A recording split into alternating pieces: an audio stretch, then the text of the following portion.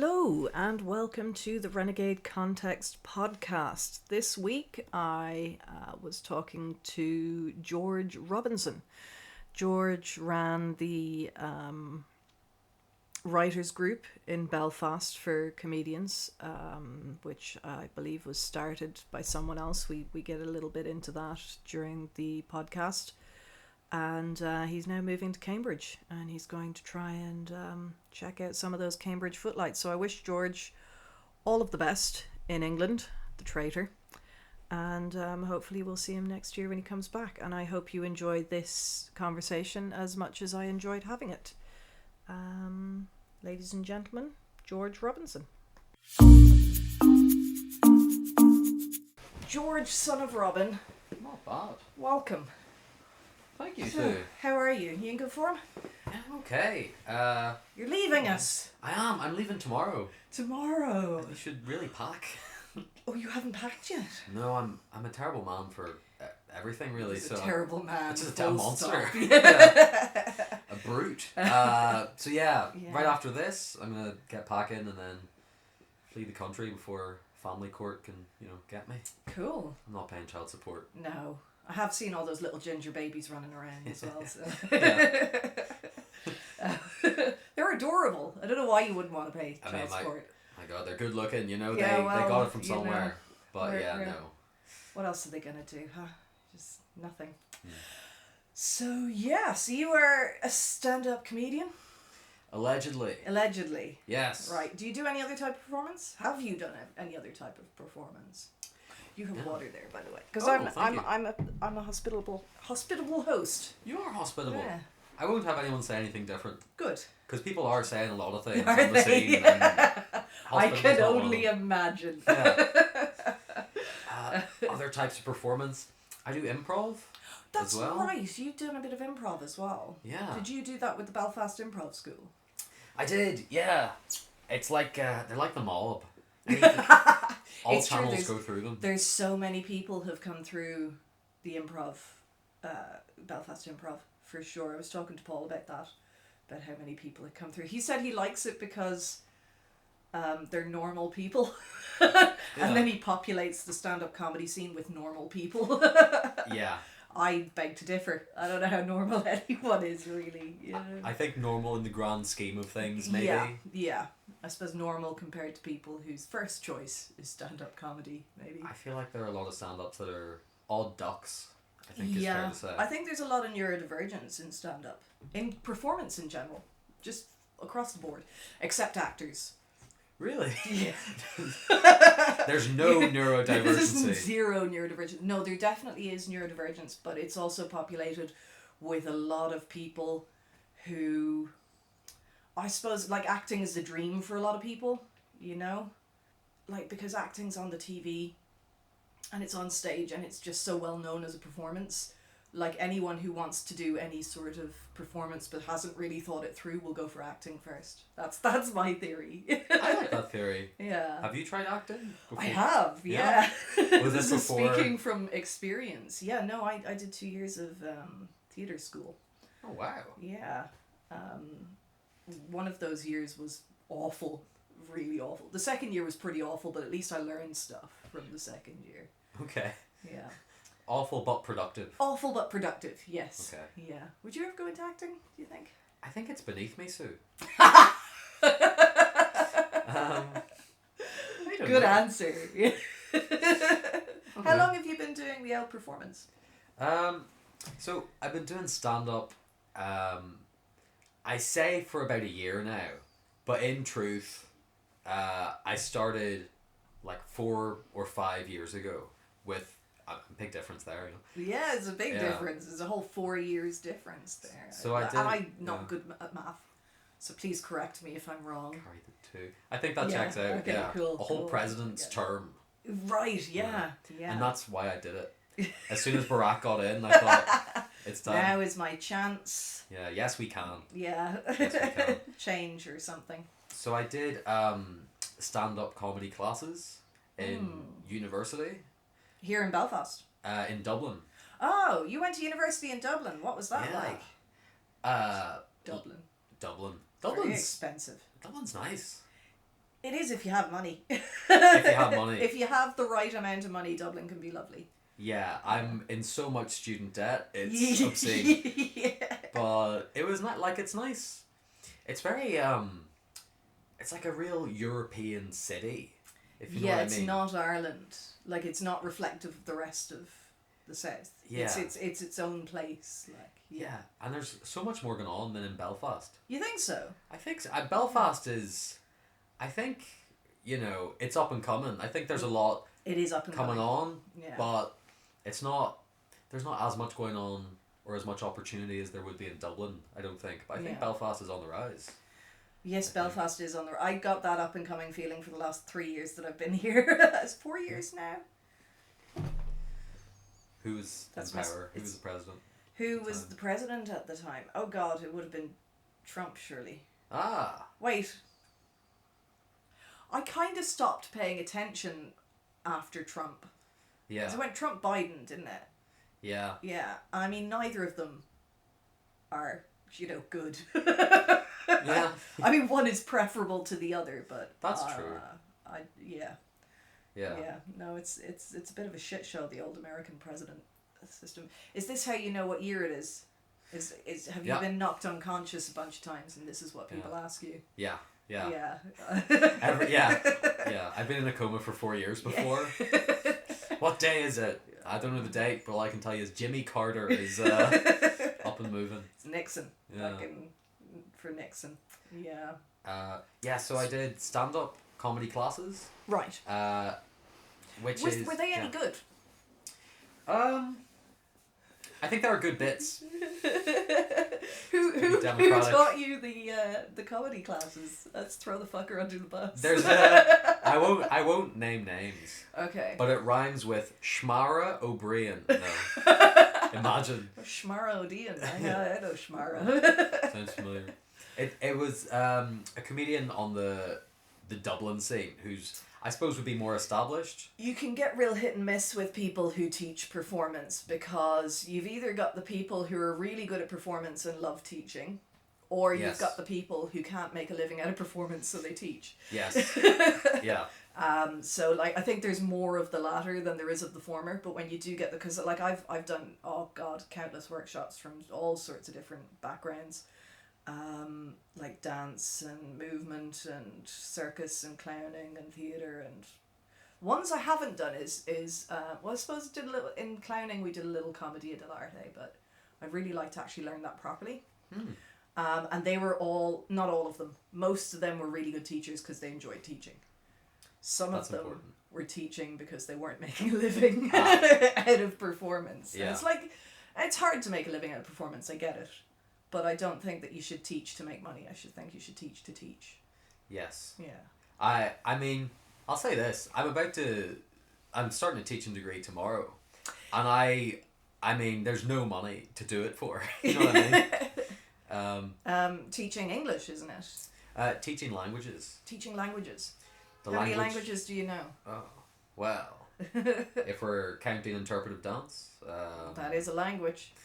Then none. Yeah, so I've got even English. 3.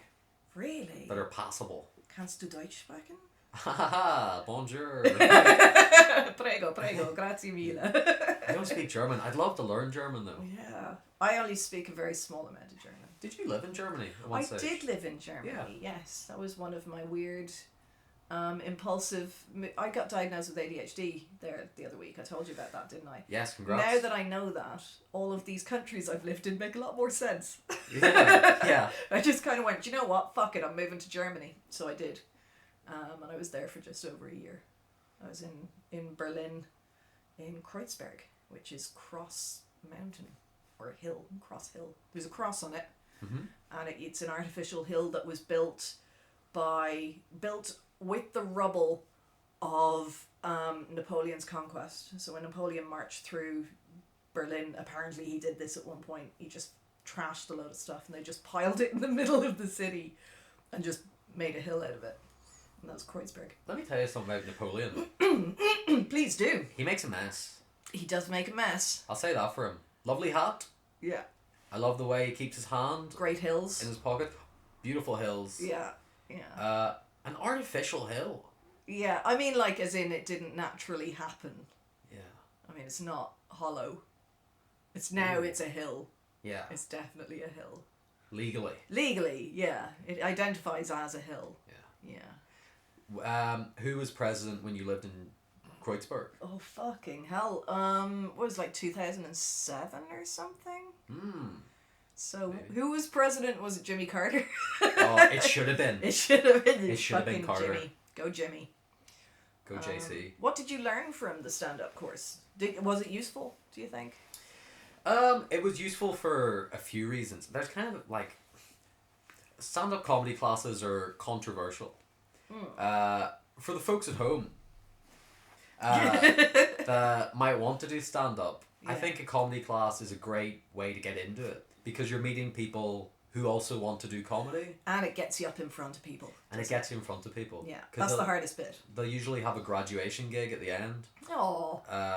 So everyone would be working on 5 minutes for 6 weeks or something. Right. And then everyone that was in the class, if they want to perform, they perform. So it's good for accountability. Yes. Because it's easy to go, oh, I've always wanted to do stand-up or perform in some way. Yeah. I'll get to it at some point. Yeah. Yeah. And put it off. But you're kind of accountable to a group of peers also doing the same thing if you enroll in the class. Yeah. So it's good for that reason. But I have heard this, and I do believe it to be partly true. Yeah. No one can teach you how to be funny. Yeah. They can only teach you how to be more like them as a comedian. Right. Like if I was to give stand-up comedy classes. Yeah. How would you go about giving a stand-up comedy class, George? Well, I mean, Son of Robin. I couldn't morally, in good conscience, charge anyone for it, but I should pay them. Well, you've been at it 5 years now. So Well, this is true. This is true. I think if you do want to teach it, teach them the basics of like how to use a microphone. Yeah. How to stand. How to stand. How to put a microphone in a microphone stand. We used to do some great performance style exercises, and I think that's probably the most valuable part of doing a stand-up is the performance aspect of it. And one of them is to stand on stage for 30 seconds. Have I told you this before? Maybe. But for the folks at home. For the folks at home, stand on stage for 30 seconds and do nothing. Oof. It's impossible. Hard going. You see people like standing there and like 30 seconds for the uninitiated feels like forever. It feels like a long time for people who've spent time on stage as well. But if you've never been on stage before, that is hell. It's just a bunch of people staring at you for 30 seconds while you try and do nothing. And people's fists would open and close. They weren't conscious of any of this. They're swaying from side to side. They're making funny faces they're completely unaware of. As they're struggling with the sort of like, I need to stay here until I'm told I can go. Yeah. They're trying not to speak because they really want to say something just to take the attention off of them as a person. So that sort of stuff I think is really useful because you have an idea of what the stage is like until you get up on it, and then you're like, oh fuck, this was not what I thought. Yeah. Yeah, it's a lot more intimidating than I think people realise. Definitely. Get up there. Yeah. So after these the comedy classes, there was a graduation gig. Yes. We all had to do 5 minutes. And do you remember your 5 minutes? I do. None of it good. And I daren't repeat it. Yeah. Because was it very racist? Most of my stuff now is very racist. It's true. You are one of the most racist comics out there. Famously. Famously racist. Yeah. Facist, as they might say. That's true. For the folks at home, that's a joke. It's not. This is being recorded soon. Be cool. It was just bad comedy. Yeah. Because, and did they teach you any joke structure stuff? Not really. I'll tell you what. A stand-up comedy class is kind of funny because it's a comedian. So if there's a hierarchy in the class, the teacher who's a comedian is kind of above all the students. Who are just like, oh, okay, I've got a joke. Why did the chicken cross the road? I thought it would be funny to say to get to the other side. Yeah. But then the person leading the class might go, no, you should say because there was a shoe sale on across the street. And because there's that hierarchy, it's like, oh, that's got to be the funny thing. Yeah. But also, I don't know if that's good teaching to just replace Yeah. what they've said. What you can say is, was that your first idea? And if they say yes, go wait till you've got to your fifth. Do you know? Very good advice. Yeah. Because then you're not going for the low-hanging fruit each time. But to just tell people what to say, Yeah. they're not learning anything. They're just going to say what you've told them to say. Yeah, you kind of need to give people the opportunity to fail horribly. Yes. And repeatedly. Yeah. Because that's the only way you're going to learn. Very Yeah. important. Yeah. Also, there's something, you know, I might be a bit of a Racist. racist, famously. I might be a bit nuts. It's a good thing you're But- leaving the country after this. This is true. I legally have to. Interpol.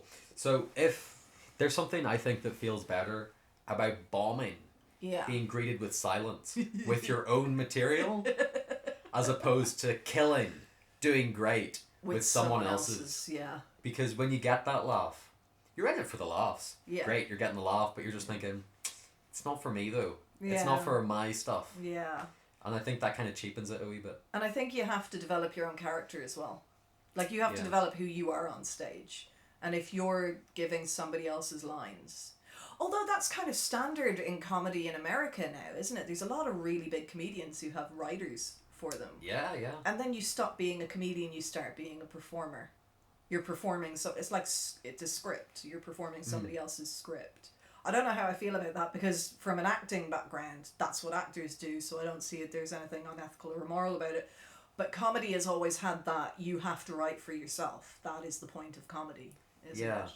I suppose it depends on the comedian. It depends on Yeah. the material. If it's a comedian who the audience relates with Yeah. and thinks, oh, they're just like us. Yeah. They think like us. They're, speaking truth to power. And then you find out, oh, it's not actually this guy who speaks like that. It's three somebody writers in the else. back. Yeah, yeah. And I suppose if they're honest about it, that's very different to you finding out. Yeah. From, which is how I find out about a lot of them, is like, oh shit, he doesn't write his own stuff? Yeah. What? Yeah. That whole speaking truth to power thing is starting to annoy the fuck out of me. Because, it's like, and that's an American thing as well, like, I'm speaking truth to power, I'm standing up to the, and look, it's valuable and it's valid and it should be done, that is one of the points of comedy. It's not the only point of comedy, though.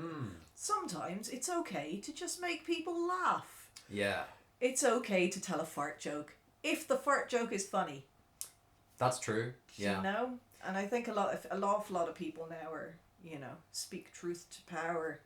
As it's across the board in all the late night shows, and it's getting fucking tedious. Yeah. And they can't define who has the power anymore, because they're all so in bed with each other. They won't talk about certain things, because even if that person has objective power, they won't talk about it because that person's actually a mate of the company they work for, or so it's a bit fucking hypocritical as well. Yeah. That whole speak truth to power thing. It's kind of, would you rather be right or would you rather be funny? You can't do both. You can. Yeah. You don't have to. Yeah. It's usually, you don't have to pick. You know what I mean? Yeah. I suppose George Carlin started all of that, or maybe there was comedians before him that did it. Have you ever seen the pictures of George Carlin when he started out? Yes, actually. It's so weird. I'm very much a comedy nerd. Are you? I have seen it. He was Yeah. like clean cut. Oh yeah, short hair, grey The suit, suit. the whole fucking lot. Yeah. Yeah. You wouldn't recognise him. It's Yeah. crazy. Yeah. But you know what the weird thing is? Mm. That George Carlin that he started with, Yeah. that's actually more his comedic voice. All his later stuff, when he got the ponytail, the goatee, Yeah. turned into a hippie, I was writing for him. Oh, was that you? Ah, that explains it. Yeah. That's why, yeah, so, you just think they're great, comedians. Yeah, but But then they have like behind- these ginger writers in the background, Yeah. and I don't think hair colour needs to be... it's okay. All I of have the this. ginger gene. I'm allowed to say it. I mean, I don't think that's... I don't know. I don't know if that's true. Okay. My whole family's ginger. Shut up. I have no way of verifying or denying, so okay. It's true. You don't, do you? Yeah. Maybe I'm speaking truth to power, George. Whoa! Also, when you were, speaking about speaking truth to power, Yeah. bit of a news flash for you. Oh, cool. I love a news flash. Down that lens there, there's it's the power. gone. Oh, there's the power. You were speaking to them. You were speaking truth to power about speaking truth to power. Into power. It's like Inception. To power. It is like Inception. I can't remember if I saw that movie or not.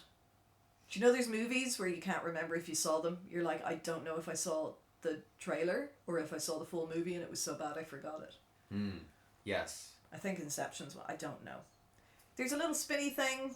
They Yeah. go into dreams. I think I saw it. I can't remember fully. Yeah. That might be... You might be... Yeah. Sorry, just the spinny thing. I don't think that's Inception. Oh, okay. That's a different one. Yeah. That's...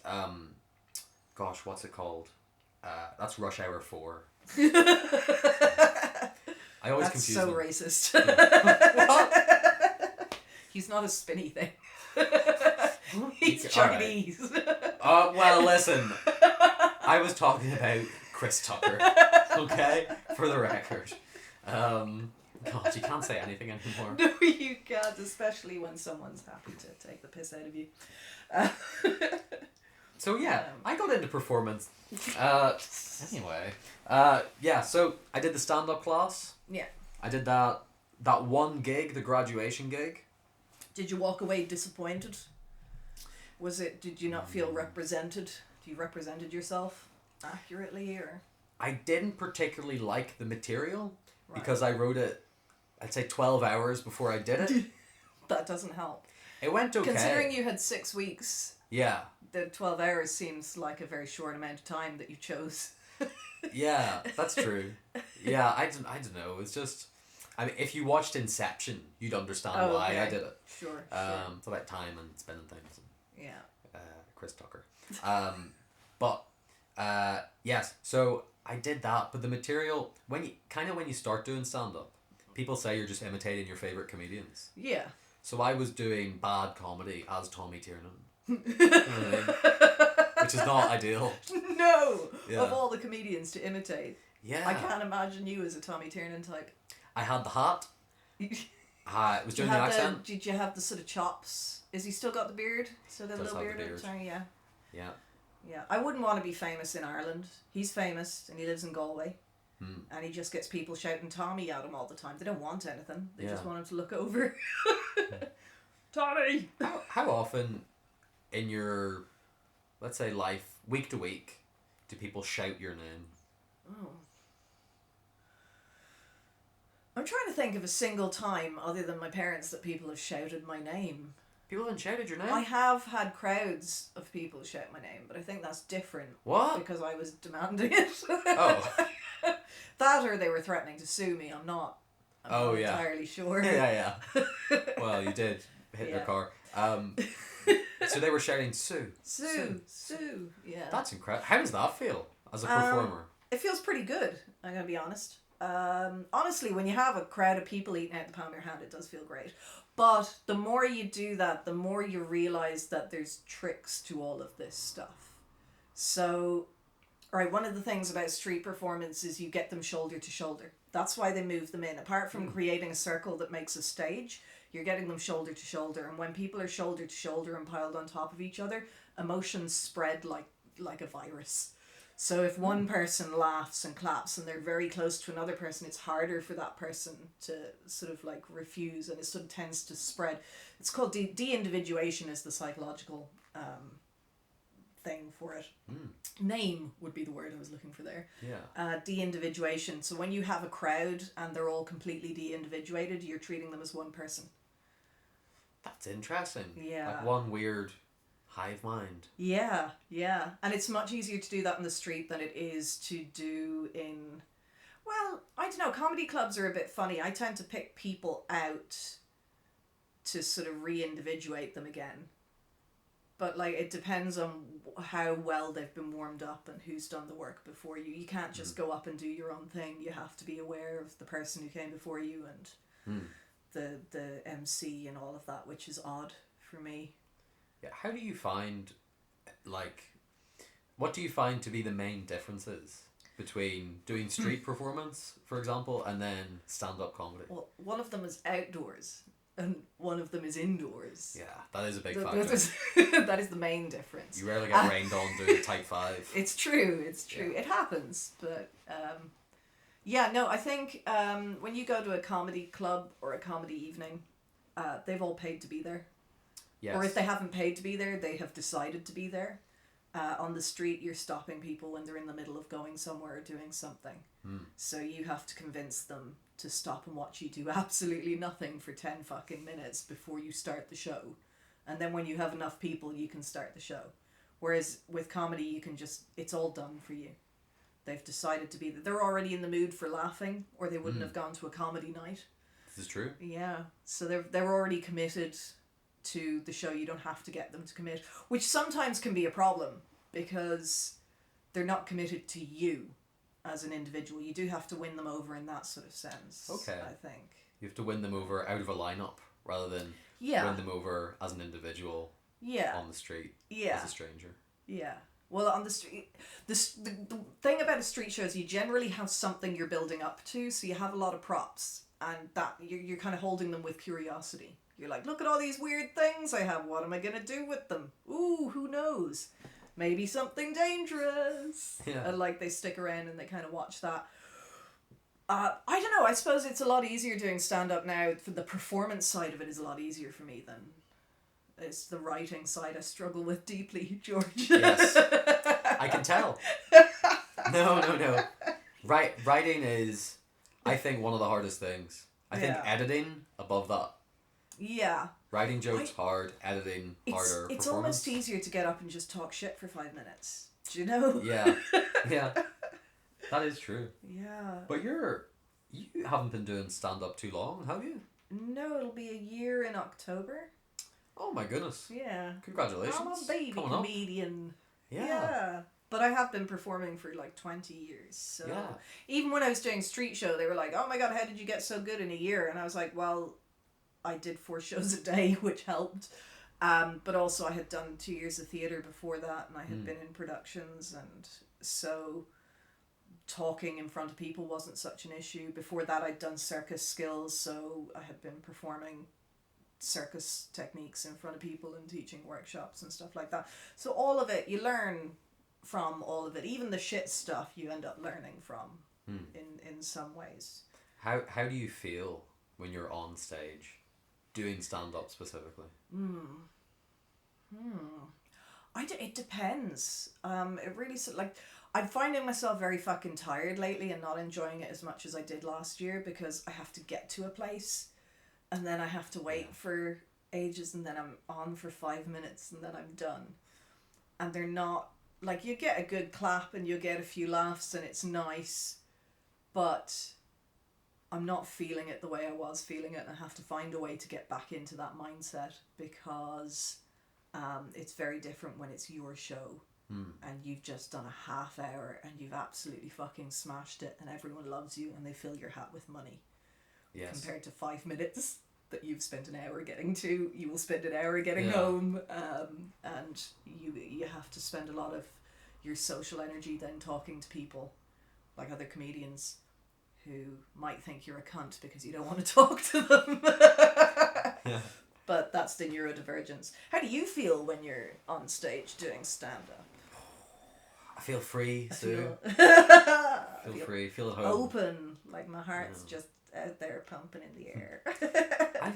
I don't know how I feel on stage. The way I feel is very specific. Yeah. And it does vary. But I suppose what I'm feeling is just the surge of adrenaline. Yeah. That's what I feel. And so like beforehand, I know what I'm feeling. I'm feeling kind of Do you get that right from the beginning of the show till you're on? Do I get the adrenaline or the anxiety? Do both. I get okay, if I'm in the first half, I'll feel anxious from the start. If I'm on in the second half, I'll feel a slow acceleration of anxiety from peaks at the break. From the end of the first half, intermission, all the way up. Yeah. And then DEFCON 1 before I go on. Right. But when I'm on stage, the nerves go away. Yes. But you just snap into what you're doing. Yeah, it's just kind of fight or flight. Yeah. Not that I really do any of those. No, in my you act. don't. You didn't fight or flight, Yeah. really. If I could do flight. You probably fawn more than anything. That's true. Yeah. I fawn. A tight fawn. Love please. me. Yeah, that is kind of what it is, I guess. But I feel, yeah, the adrenaline, this is very specific. My head gets hot. Your head gets hot. My head gets hot. Do you need a pre-show poop? No, Okay. I've never pooped Never in my life, Not once. and I don't want to start. Yeah, don't. I mean, once you break that seal, it's just, Yeah. it's a nasty mess. No, I used to have pre-show poops when I was doing cabaret. I would get very, very nervous, and I would have to have a poop before the show. Which is very awkward when you're wearing like 3 leotards and a waistcoat. Oh my god. And you're on a trapeze. Yeah. Doesn't help. There's people holding you by the ankles. Yeah, it's really, Oh. really anxiety inducing. I only get anxious right before I'm up now. Only right before? Yeah.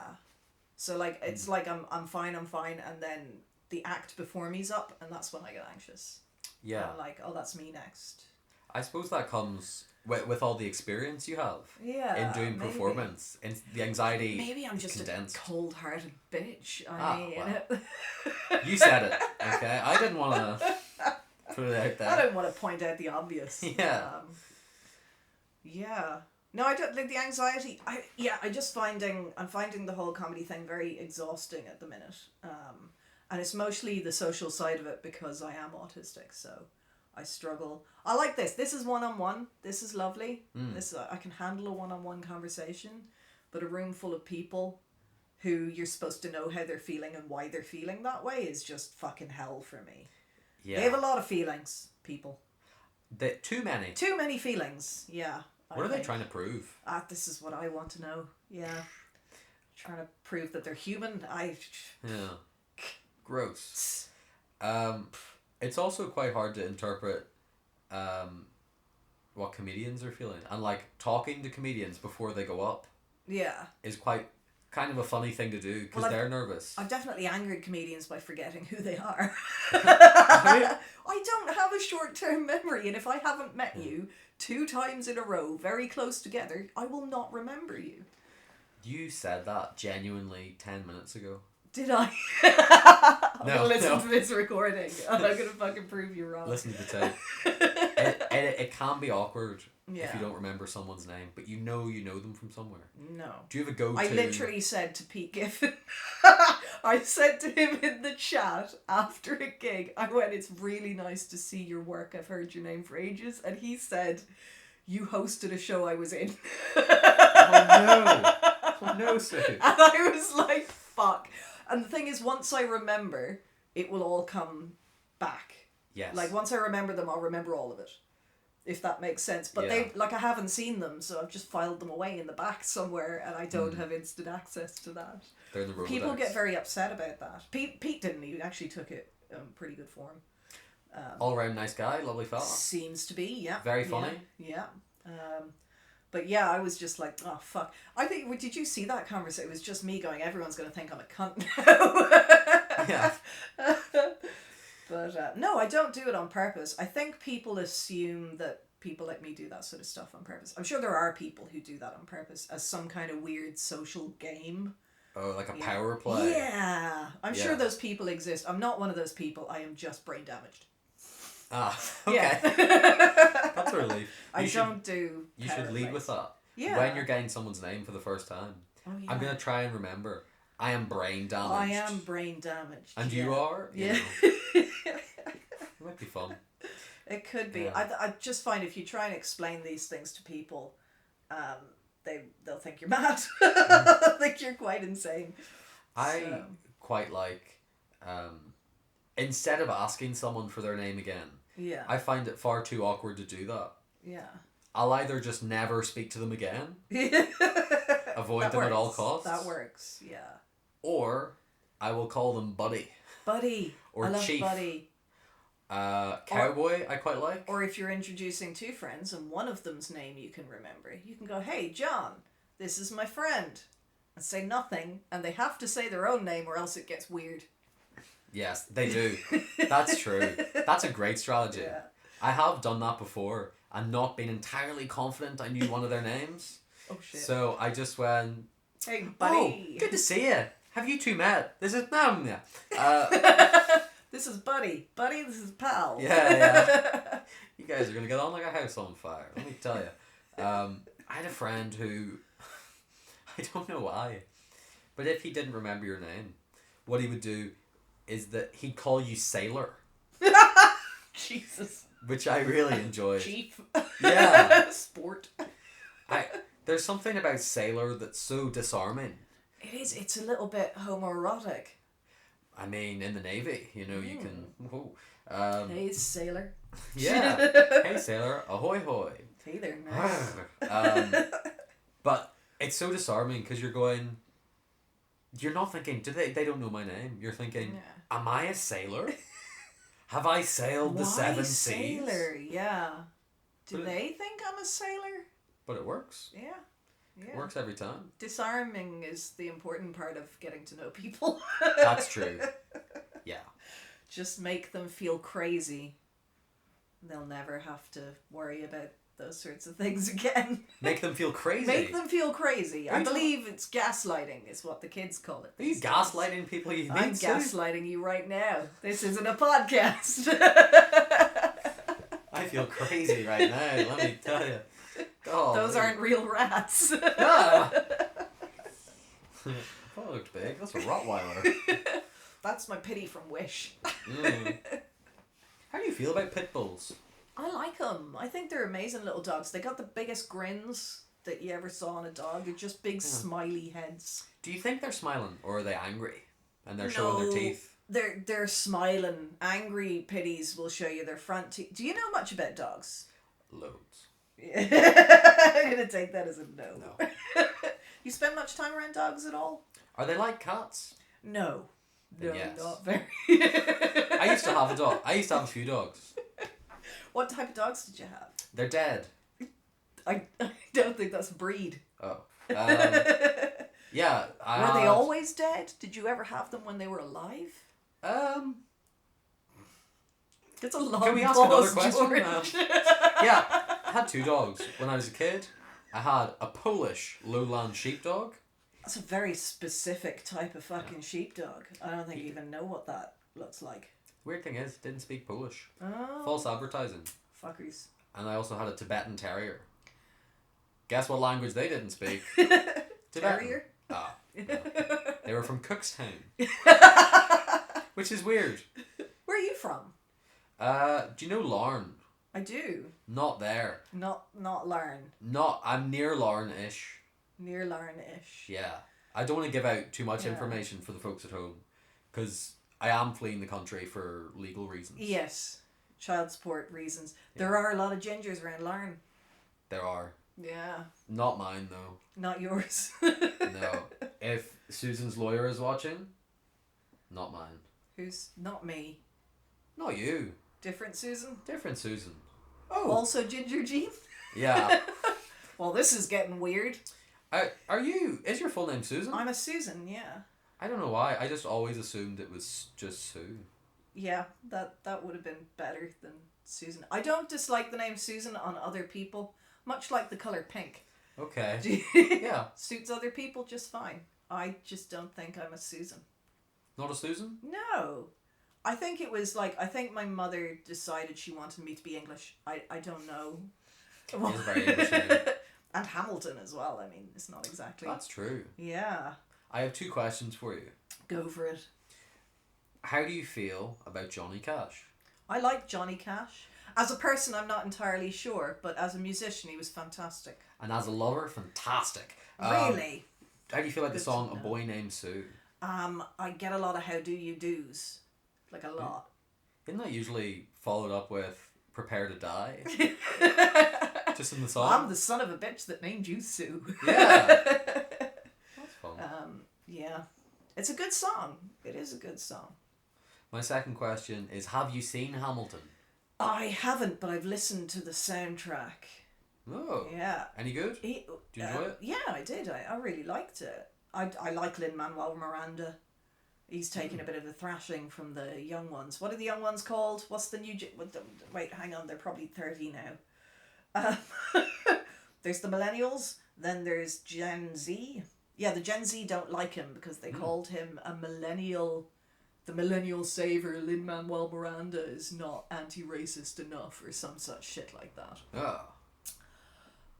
Which is weird because he's Puerto Rican, so you know, I I don't know think- what they're expecting from him. I think it's about time they take down Lin Manuel Miranda. Yeah, I mean, he's such a bastard, being such a nice guy and all. He killed my 2 dogs. He's not that nice. Fucker. Did he then give you the dogs that you never had? I No. believe, in the first place. I was out walking them. He hopped out of the bushes, right? Yeah. Loves bushes. Does Nice he? guy.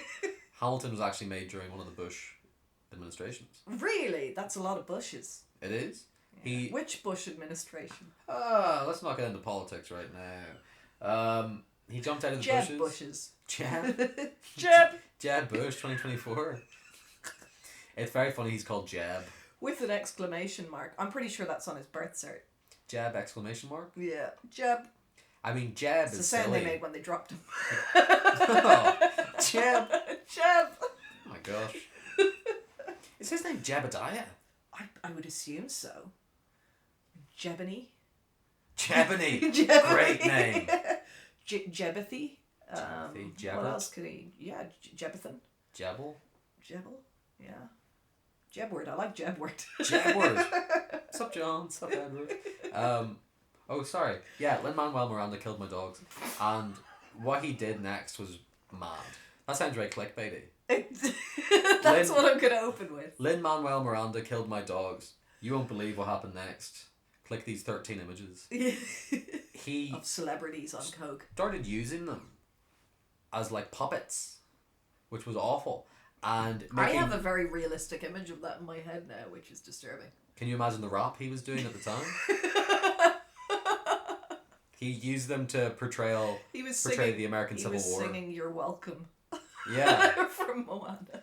Yeah, he was going, drop a beat. Let me do some yeah. freestyle. And I said, because my dogs were killed by Lin Manuel Miranda. And being used as puppets. Yeah, and he was just trying to drop some freestyle about, you know, General Burnside and all that, Lincoln and the boys. Yeah.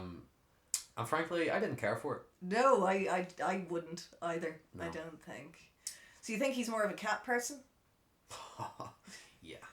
Loves cats, Lin Manuel Miranda. Cats and bushes. Cats and bushes? That sounds like what you'd say if you're trying to beatbox. Cats and bushes. Don't people go boots and cats? Well, they don't do Do it like that. they? They go boots and cats and boots and cats and boots and then they speed it up and it sounds Are like a you, drum. are you boots and cats, boots and cats? Oh my God, you're right. Yeah. I'm gonna do that for like everything. Next time, Lin Manuel Miranda leaps out of a bush and tries to murder some dogs, I'm gonna like head him off at the pass with some boots and cats, Yeah. so that we'll get distracted from the dogs Quite and right. just drop some kind of lyric or mic or whatever these young people drop now. I'm sure he's older than me. I don't know. He's is he a millennial? He might be. I don't know what I don't know. I just see people as people. That's just me. Something about I Lin- like people as people too. I don't think it's necessary to go labeling, except those fucking Gen A fuckers. We're back at the beginning of the alphabet. Did you know Gen that? A? I think they're Gen A now. What? Yeah. I think they might be 12 or something now. I'm not sure. Children. Yeah. Imagine being a child. Disgusting. Ugh, Embarrassing. filthy. Horrific. Glad I was never one.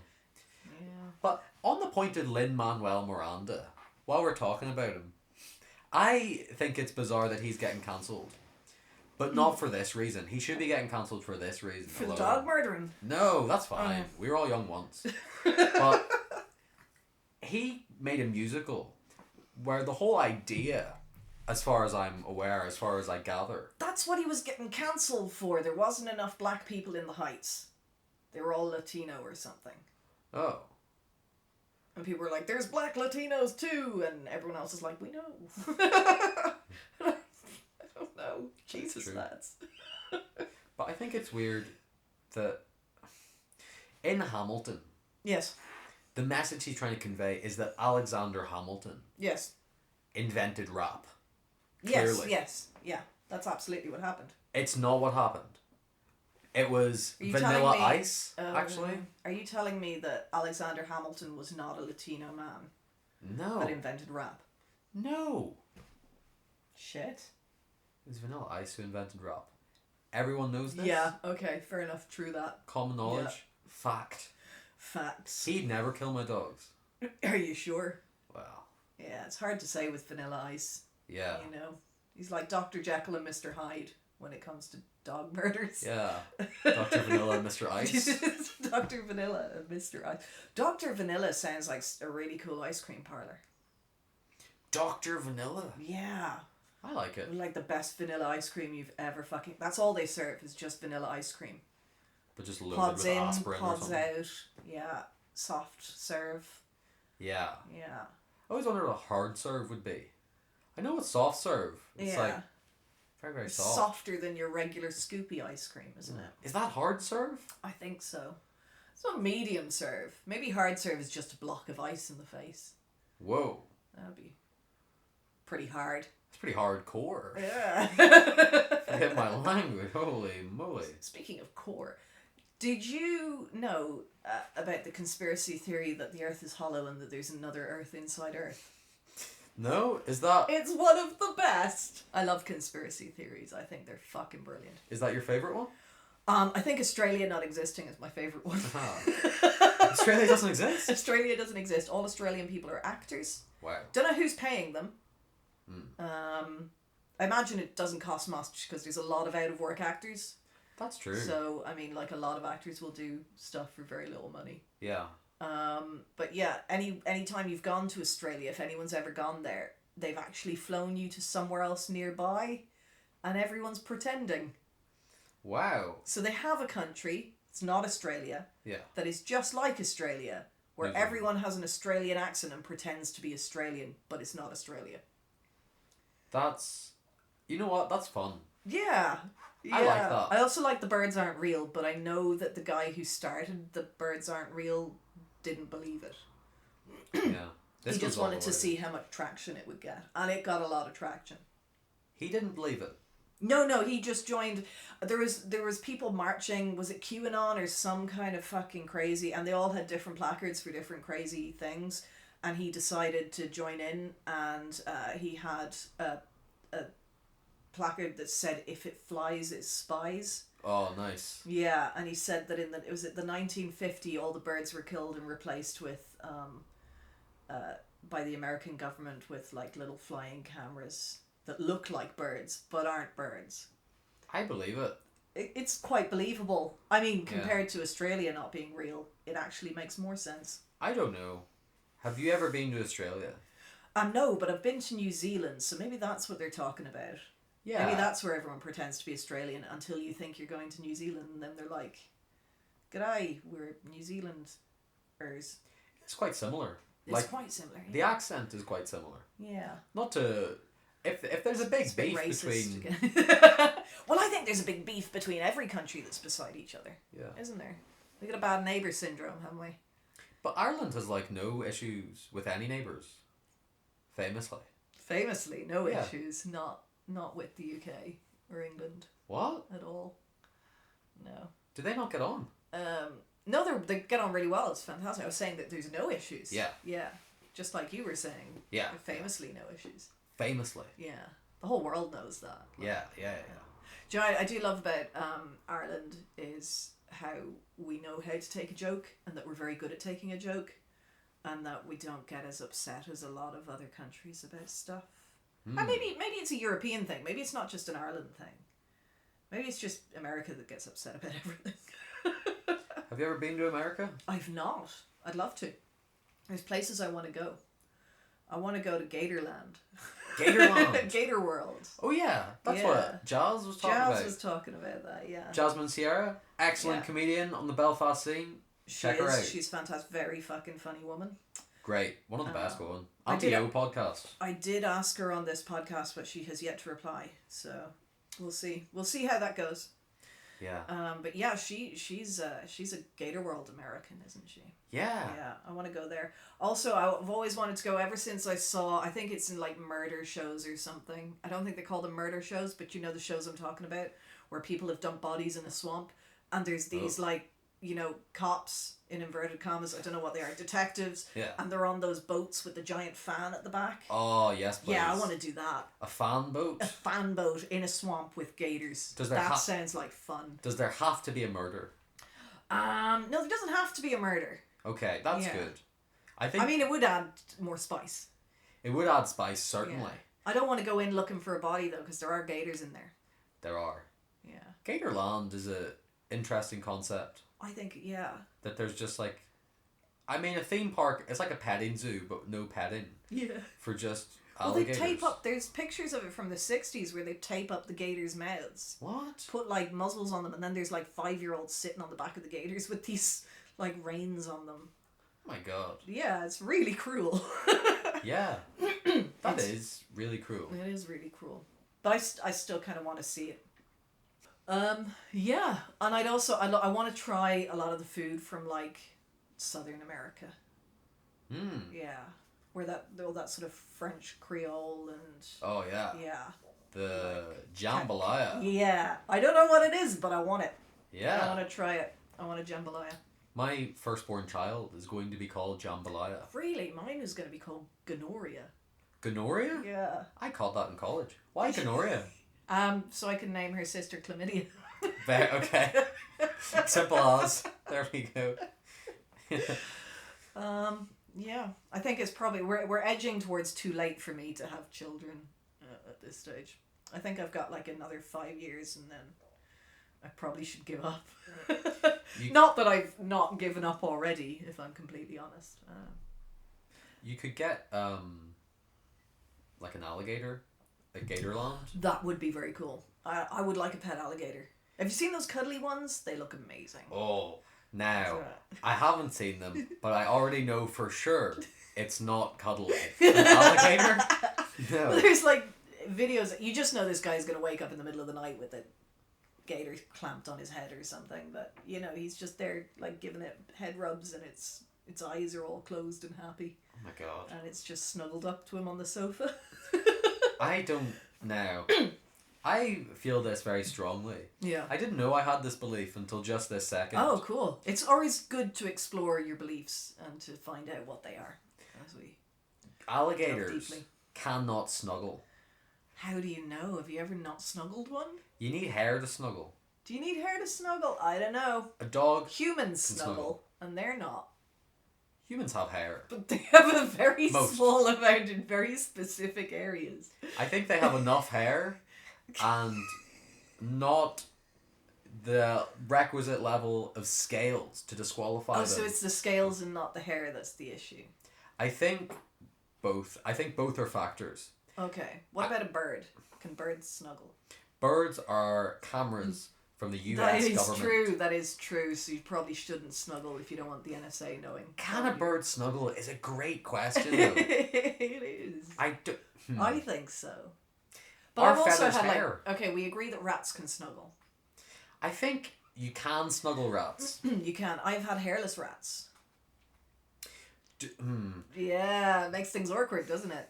But is it no longer snuggling? Does a hairless rat, should it have hair?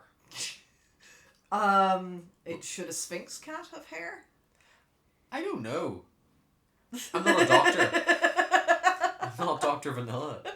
Does a Sphinx cat, do they have hair and then you cut the hair and their I mean... Yeah, I mean, when people say they shave their pussy, that's exactly what they're talking about. I need an adult. I need to go home. Taxi? Check, please. Vagina dentata. Oh. That's what you call two Sphinx cats, vagina and dentata. My god. You'd only want dentata. Yeah. Like around the house. You wouldn't want to call for... You call her Gina. That's true. Or Gina. Maybe that's what Gina's short for. Well, Vagina dentata. Isn't that... That is an evil name. That is some kind of supervillain. Vagina dentata. It's also what they say in The Lion King. Regina dentata. Is that what they say? Means no worries for the rest of your days. Regina dentata. Yeah. Regina dentata. I'm pretty sure I dated her in high school. Nice girl. Nice girl. So,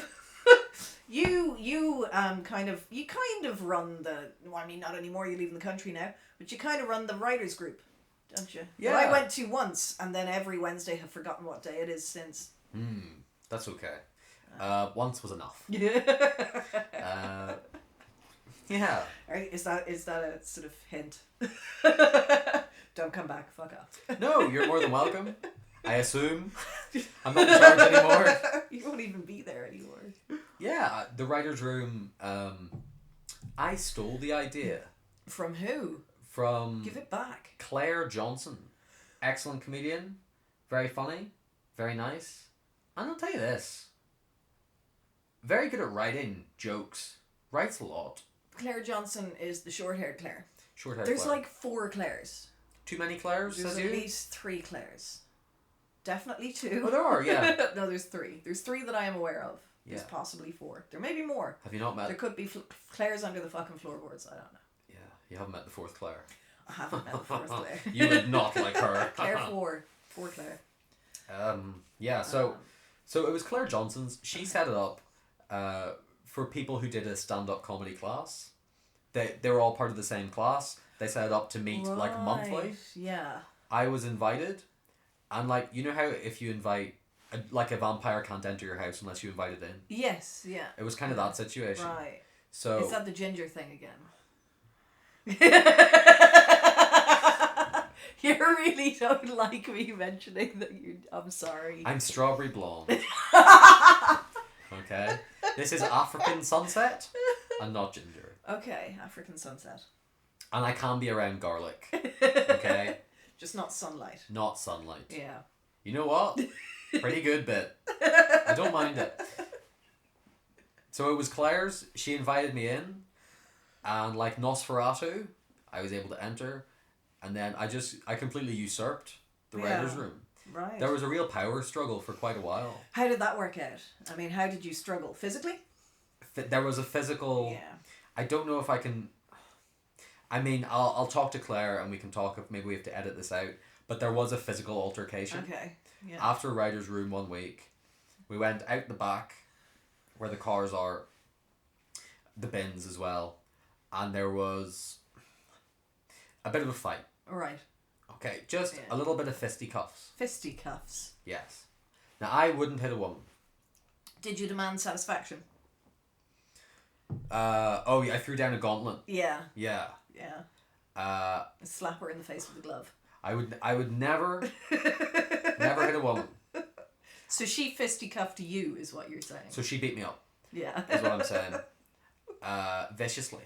Right. Very aggressive. Cool. Yep. But you heard it here first. I was going to sue her. Okay. But I wasn't around, so you weren't that there. wasn't possible. I was shouting, "Sue! Sue!" Yeah, I thought I heard something. Yeah. That was your chance to step in. Yeah. And I don't know, breathe fire on her. Can you breathe fire? Apparently. Of course. And yeah, so we settled outside of court. She gave me the writer's room, and she didn't go to jail. By court you mean the room? Yeah. Yeah. Just in the room. Yeah. I got all my closest friends in comedy to come and stand my case, and I locked the door so no one could vouch for her. Okay. And then I took the room. But it was like democratic. Yeah, well, that's how democracy works, isn't it? You get more people to vote for you. Yeah. Yeah. Famously. So I did that, and it's very nice. It's really nice. It just is nice. I like it. It's a nice bit of community. Yeah. Because you only really see people at gigs. Yeah. And talk to them at gigs. But like, as we know, I don't like talking to people, so yeah. And it's not like yeah. So it's more socializing. No, I did like it. I like the exercises. I found I have a few books on stand up, and I find a lot of the prompts are really fucking boring in the books. So it's nice to have. So do you know what I've started doing? I've started taking down weird phrases from TV shows. Like really shit TV shows or stuff I see on YouTube, and I'll just blank 2 of the words. I think, hang on, I have an example yesterday. We can play this one now. Hang on. Okay. My God. All right, so the phrase it was from, I was watching Jamie French. Do you know Jamie French? No. She's very funny. She reviews really awful movies, like Hallmark movies, and this was a Hallmark movie, and the phrase Okay. was, "Your food deserves to be liberated from the narrow confines of bread." Whoa. It's a good fucking sentence. It's a great sentence. Because she was a sandwich maker who wore a chef's coat, and she was going to actually make real food. And it's like, I don't think having the ability to make a sandwich makes you a chef, but hey, who am I to judge? It's Hallmark. Yeah. But now we have, "Your blank deserves to be liberated from the narrow confines of blank." I like this a lot. Yeah. So weird phrases like that are fun. Your blank Yeah. deserves to be liberated from the narrow confines of blank. A very murdery one would be, "Your personality deserves to be liberated from the narrow confines of your body." That is haunting. That's a pretty good threat. Yeah. I like that. It's also quite a bit of a thinker. Yeah. You got, and while they're thinking, you can murder them. That is true. Your blank deserves to be blank. No, your blank deserves to be liberated from the narrow confines of blank. Yeah. Okay. Yeah, your comedy. Your comedy deserves to be liberated from the narrow confines of the Belfast scene. It should be worldwide. There you go. That's a Oh. lovely compliment. So it can be both murdery, it can be complimentary. Yeah. Yeah. It's like Mad Libs. Yeah. Yeah. Is that how Mad Libs work? We should just play a game of Mad Libs at We could. At that. Also like Cards Against Humanity for that kind of thing as well, because it gets you thinking. I don't like Cards Against Humanity. You don't like them? Is it because they're against humanity? Not very humane. No. Very filthy. A lot of filth in there, yeah. Terribly Yeah. rude. Are you like an escaped Mormon or? Yes. Yeah, I knew it. They and famously don't like the filth. escaped Mormon. Oh. Okay. Your Mormonism deserves to be liberated from the narrow confines of Utah. Very good. I was trying to fit it in there. I'm so annoyed you got it before me. This is absolutely unforgivable. Okay, but as the Mormons say, we will forgive. Do they say that? I don't know. So you're not a Mormon. Oh, A I boy knew can it. dream. Do you know they have magic pants? Underpants that are magic. Don't know what they do, but they're definitely magic. Yeah. I feel the same. About your pants. Yes. I've heard about the magic underpants, but when you have something like magic underpants, Yeah. you don't really need more information. No, That's it's enough. kind of, yeah. Why ruin the Yeah. magic? Yeah. Like, they were, you know... A magician never reveals his tricks or pants. That's true. Yeah. Well, I hope they wouldn't. I feel like there are a lot of magicians revealing their pants. I know a lot of magicians, and I feel like there's definitely a demographic Yeah. of magician that would reveal their pants. I never got adult magic. Have you heard of this? No. It's like magic, but like an adults only show. Is it like the gory one where they when they saw the lady in half, but there's blood everywhere? They actually saw a lady in half. Need a new lady. I think it's like late night risque stuff. So magicians are revealing their pants. Oh, and like they pull like dildos out of their ears and stuff. Now that is a magic trick and a half. But I never really got it because like I don't understand who the market's for. Like if you're into magic, Yeah. as all good people should be, Yeah. who's looking at a card trick and thinking you need to pull that card out of someone's ass or whatever, you know? You need to... There's got to be some... Do you know who it is? It's people who watch Dave. You think people who watch Dave like adult magic? Yeah, that's who I think it's for. It's for people who watch shows like Men Behaving Badly. Oh, yeah. Yeah. Yeah. It's specifically for stag nights. That's who'd love it. And hen nights. Have you ever been on a hen night?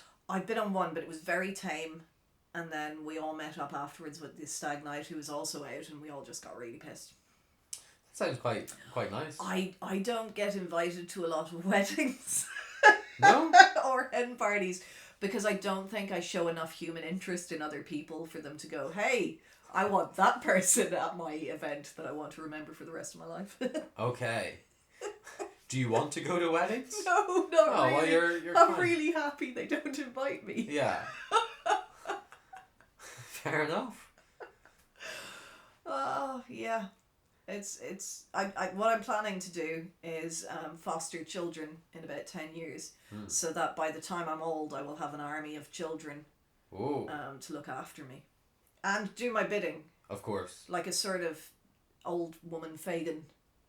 Don't act like the kids doing your bidding aren't the first reason you're getting kids. So they can take care of you? Well, that's what kids are for, and if I can't have organs, I shall have little criminals. Yeah.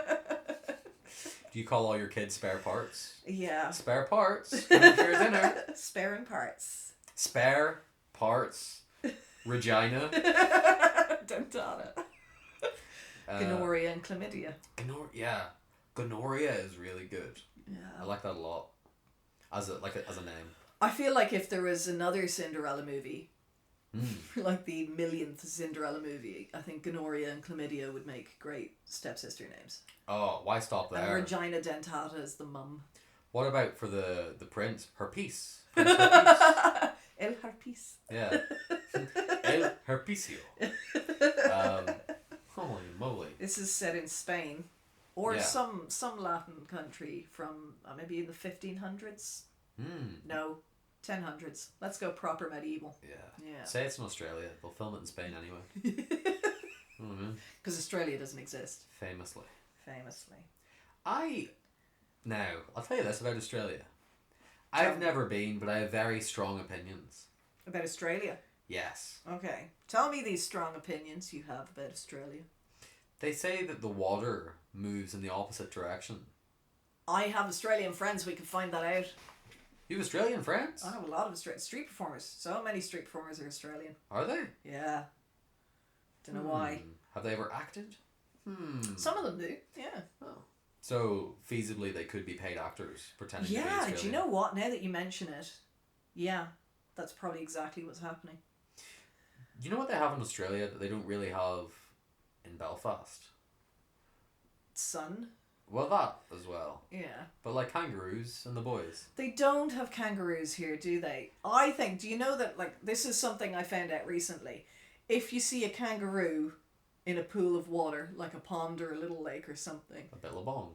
Or a billabong. Do not follow it in. What?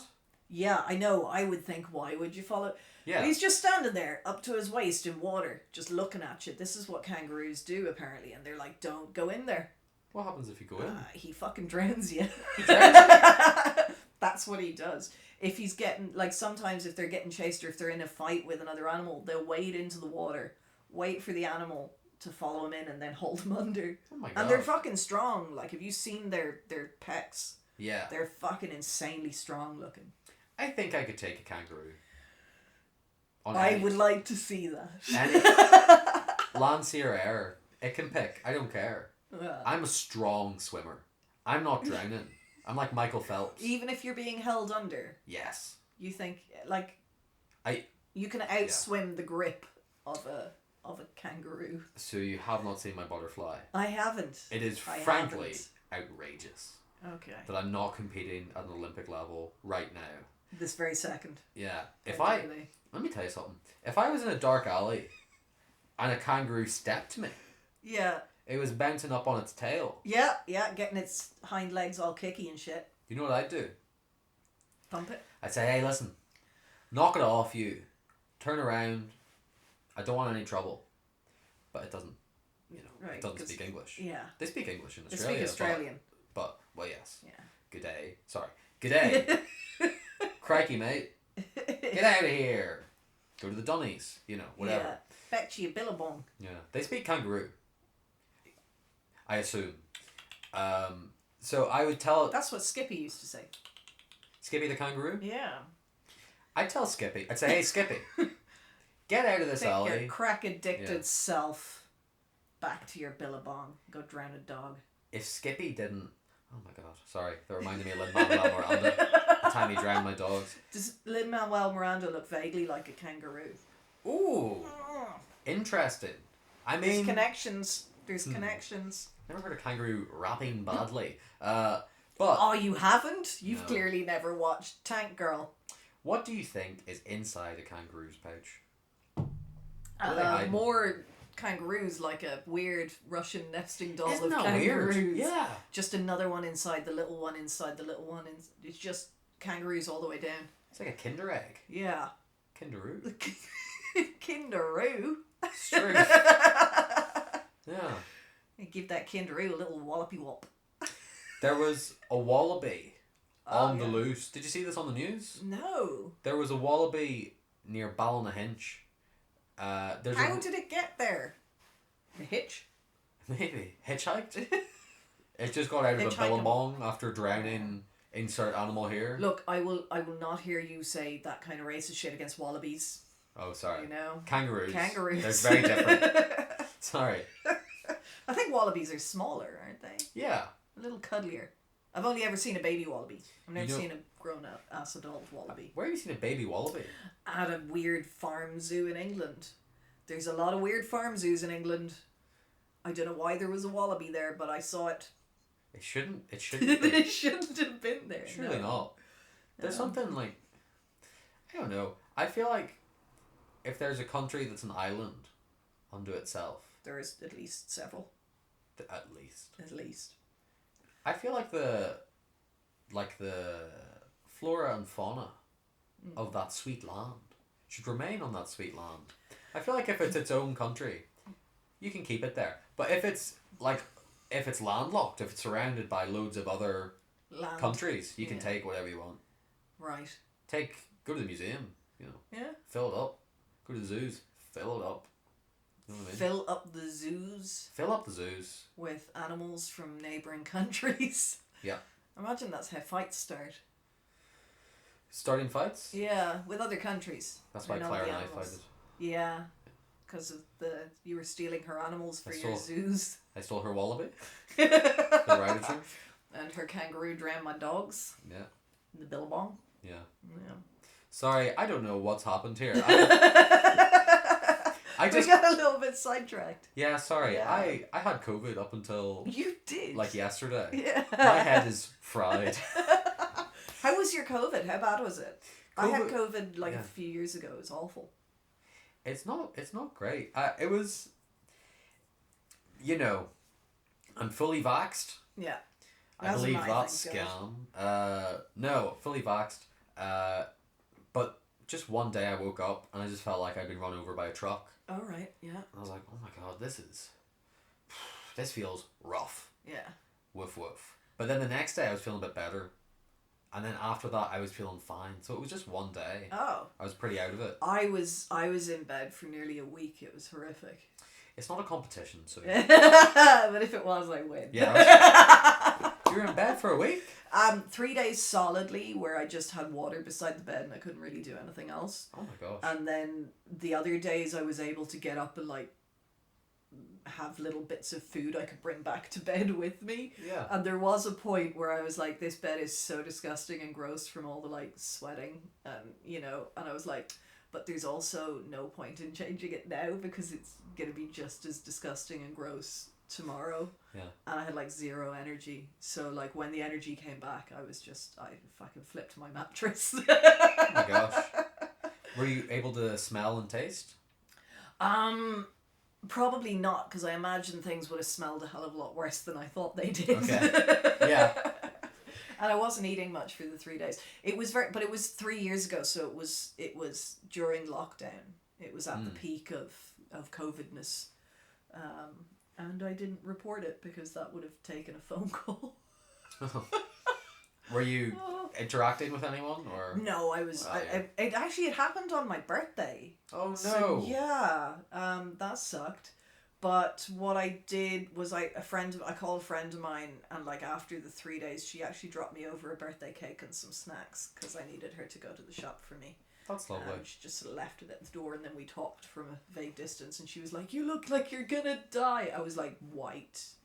I was sort of like, yeah, it felt... Okay. I had pneumonia before and it felt very much like that. You had pneumonia? I had pneumonia. I was on immune suppressants and I was doing fire gigs at 2 different ends of the country, and I had a chest infection. Oh my goodness. And the nurse was like, I said I would need the strong antibiotics because I'm on immune suppressants, and she was like, the doctor didn't give you... You know how you get a different doctor every once in a while? I didn't have my regular doctor and they gave me the crappy, let's start you off on these ones, because they didn't know what immune suppressants were, which is shocking for a GP. And then I tried to call the year 1 and said I need an emergency, because an emergency, appointment. And she said, there are none. And I was like, I feel really awful. And she was like, you're going to have to wait till Monday. And then I was like, oh, okay. And then I did these gigs. And then on the Monday, I woke up and coughed up blood. Oh my god. Coughed up blood? I coughed up blood, yeah. Crazy. I was throwing up all night. But I was just throwing up water because that's all I could drink. Oh, wow. So I thought it was something completely different. And then I went to the doctor and he was like, you need to go to the hospital, like, now. Yeah. And then they gave me these intravenous antibiotics for... I hate hospitals. I fucking hate hospitals. They're so noisy. The lights are horrible. The nurses shout at you because it's quicker for them. Yeah. Oh, it's horrible. Just everything about it is a sensory nightmare. Yeah. Yeah. And I got so annoyed with them at one point, they said I was allowed to leave for a day. You're allowed to leave for a day? I was like, I am leaving. And they're like, you can't leave, you might die. And I was like, I've had enough. I can't do it anymore. The lights are driving me crazy. I can't sleep. And they were like, okay, you can leave for a day. I was going, I'll come back for the antibiotics. And they were going, you need them every 12 hours. I was like, I'll come back. No, you might die. And I was like, I don't care. Oh my goodness. I was in there for days. It sucked. That's I hate terrible. hospitals, yeah. Did you have any long-term effects? Were you okay? No, I was fine. I don't think I even had any lung scarring. I think it was just because I was on immune suppressants, the bacteria took over really quickly. So I think if you got pneumonia with a healthy immune system, it's slower and probably does more damage, if that makes sense. Yeah. It probably doesn't make any sense. I'm sure there's doctors out there who would say that is absolute nonsense. Not listening to this. But it was pneumonia.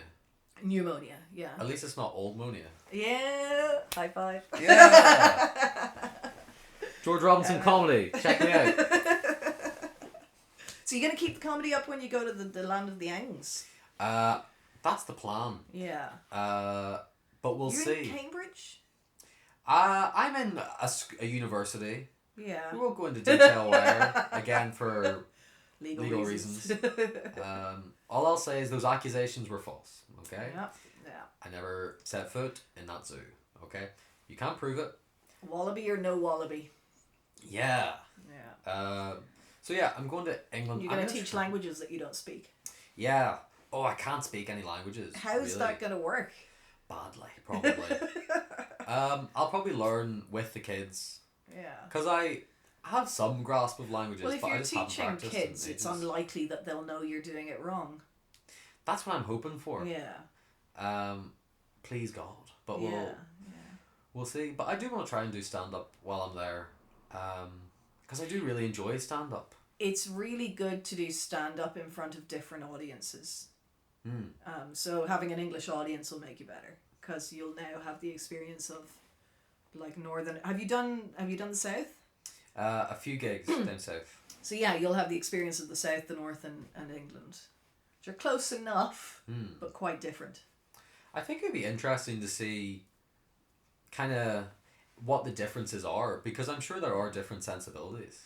Yeah. And it's only Well, none of those northern jokes that everybody tells up here are going to work. Oh, yeah. Here's the thing about Protestants and Catholics. Yeah. They're like, what? I thought you were Reformed They're both Mormon. exactly the same. Yeah. But we'll see. I'm really excited to try some stand up while I'm there. That's the plan. Where is Cambridge? Do you know Larne? Not there. Not there. Is it east? Is it west? It's south east-ish. Southeast. Near the middle. Oh, okay. Kind of in the middle-ish. So near Brighton. Maybe. I'm really bad at geography. Yeah, me too. It's like lower middle. I hope that helps. I've Like got my nothing else. class. Hey-o. Come on. We're having fun. Classy bitch.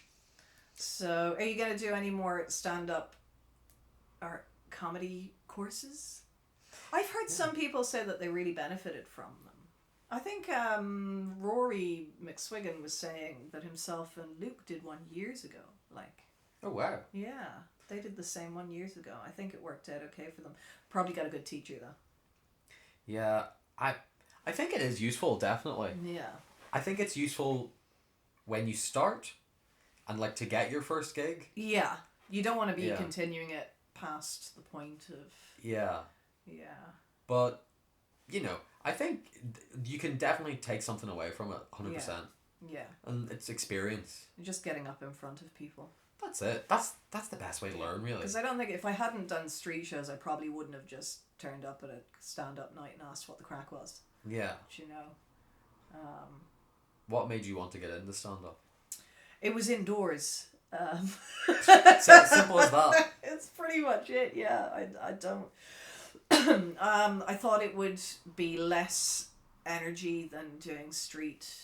And I didn't want to spend a lot of energy because it's not giving me any money. Whereas street, you spend a lot of money, but you spend a lot of energy, but you earn a lot of money. Well, depending on the weather and depending on a lot of different factors, you can have bad days and you can have really good days. But I'm finding it is taking a lot of energy, so I either need to mitigate that or find another way, another outlet for my performance-based nonsense. Yeah. It's not nonsense. Your performance is very good. Oh, thank you. I can only speak to stand-up. I've never seen you doing any street performance. Oh, you should see me do street... No, don't. It's fine. I've good days and bad days. Don't we all? But yeah, no, it gets you very good at being on your toes, does street, because you're constantly having to deal with something. There's always something distracting your audience's attention.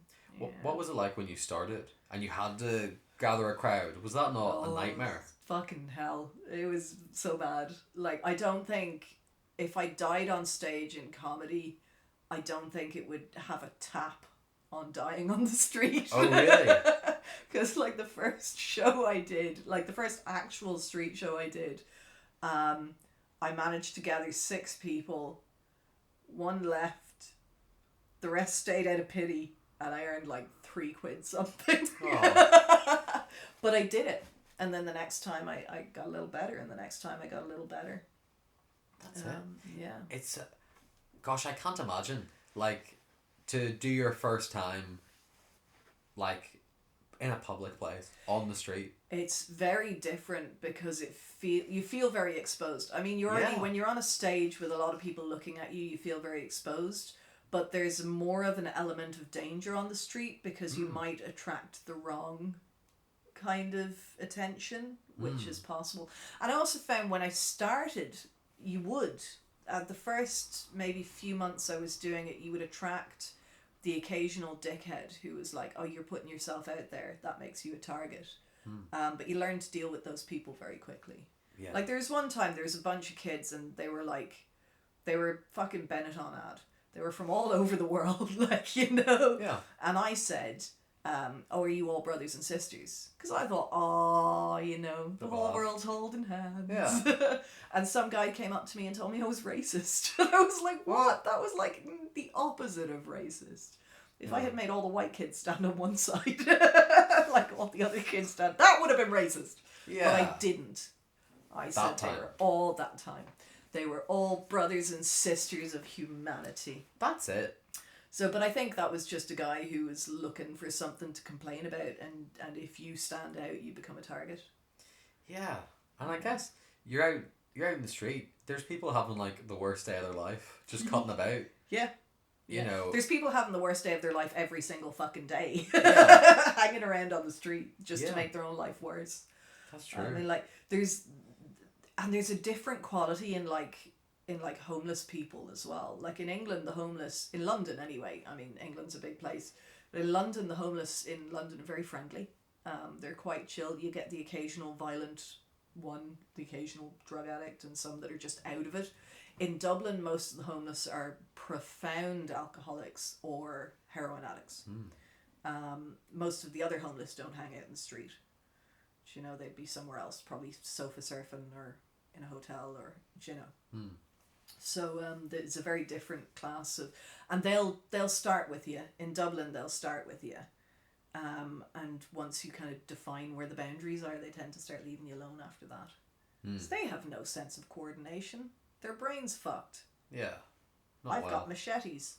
You know what? Fair point.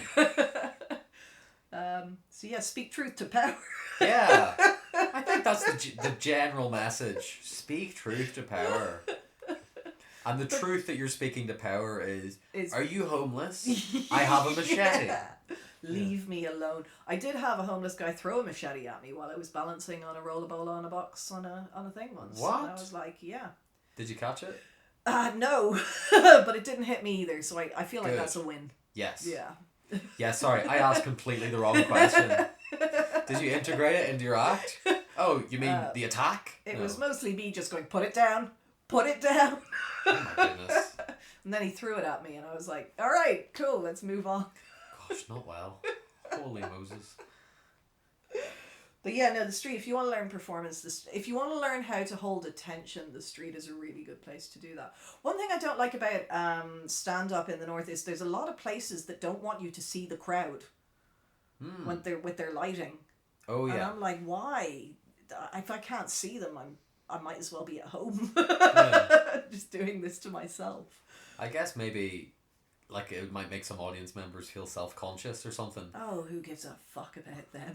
Oh. Holy moly. No, I do. I love the audience. And fair play to them. Yeah. But yeah, no, I mean, you don't have to pick up. But I like to be able to see their faces. I want to see if they're enjoying it. Yeah. You know, if they're not enjoying it, why am I there? I like the idea of looking a lovely, beautifully lit audience, Yeah. seeing they're not enjoying it, and going, dim the lights. Yeah, I'm gonna do this on my own. Yeah. Yeah. You've had your chance. You've had your chance. Yeah. Yeah. Yeah. So Cambridge stand-up scene, I wonder what that's like. Have you reached out? Have you looked? Well, they have like a comedy troupe Okay. called The Footlights, which is The Footlights. The Footlights, please. yeah. If you please. Yeah. Which is, I guess it's like a comedy society. Yeah. Within It's the like college it's itself. like the fucking Masons of comedy societies. 100%. Yeah. Exactly. And I want to get all the way to the top. Alumni as Rowan Atkinson, Hugh Laurie, Yeah, Stephen yeah. Fry, the guys, all the bigs, all the greats, Yeah. all the biggest. George bestest. Carlin. George Carlin, Chris Rock. Trump, Donald Trump. He was in Yeah. it. Oh, Jackie all-time Chan. member. Jackie Chan. The little spinny one.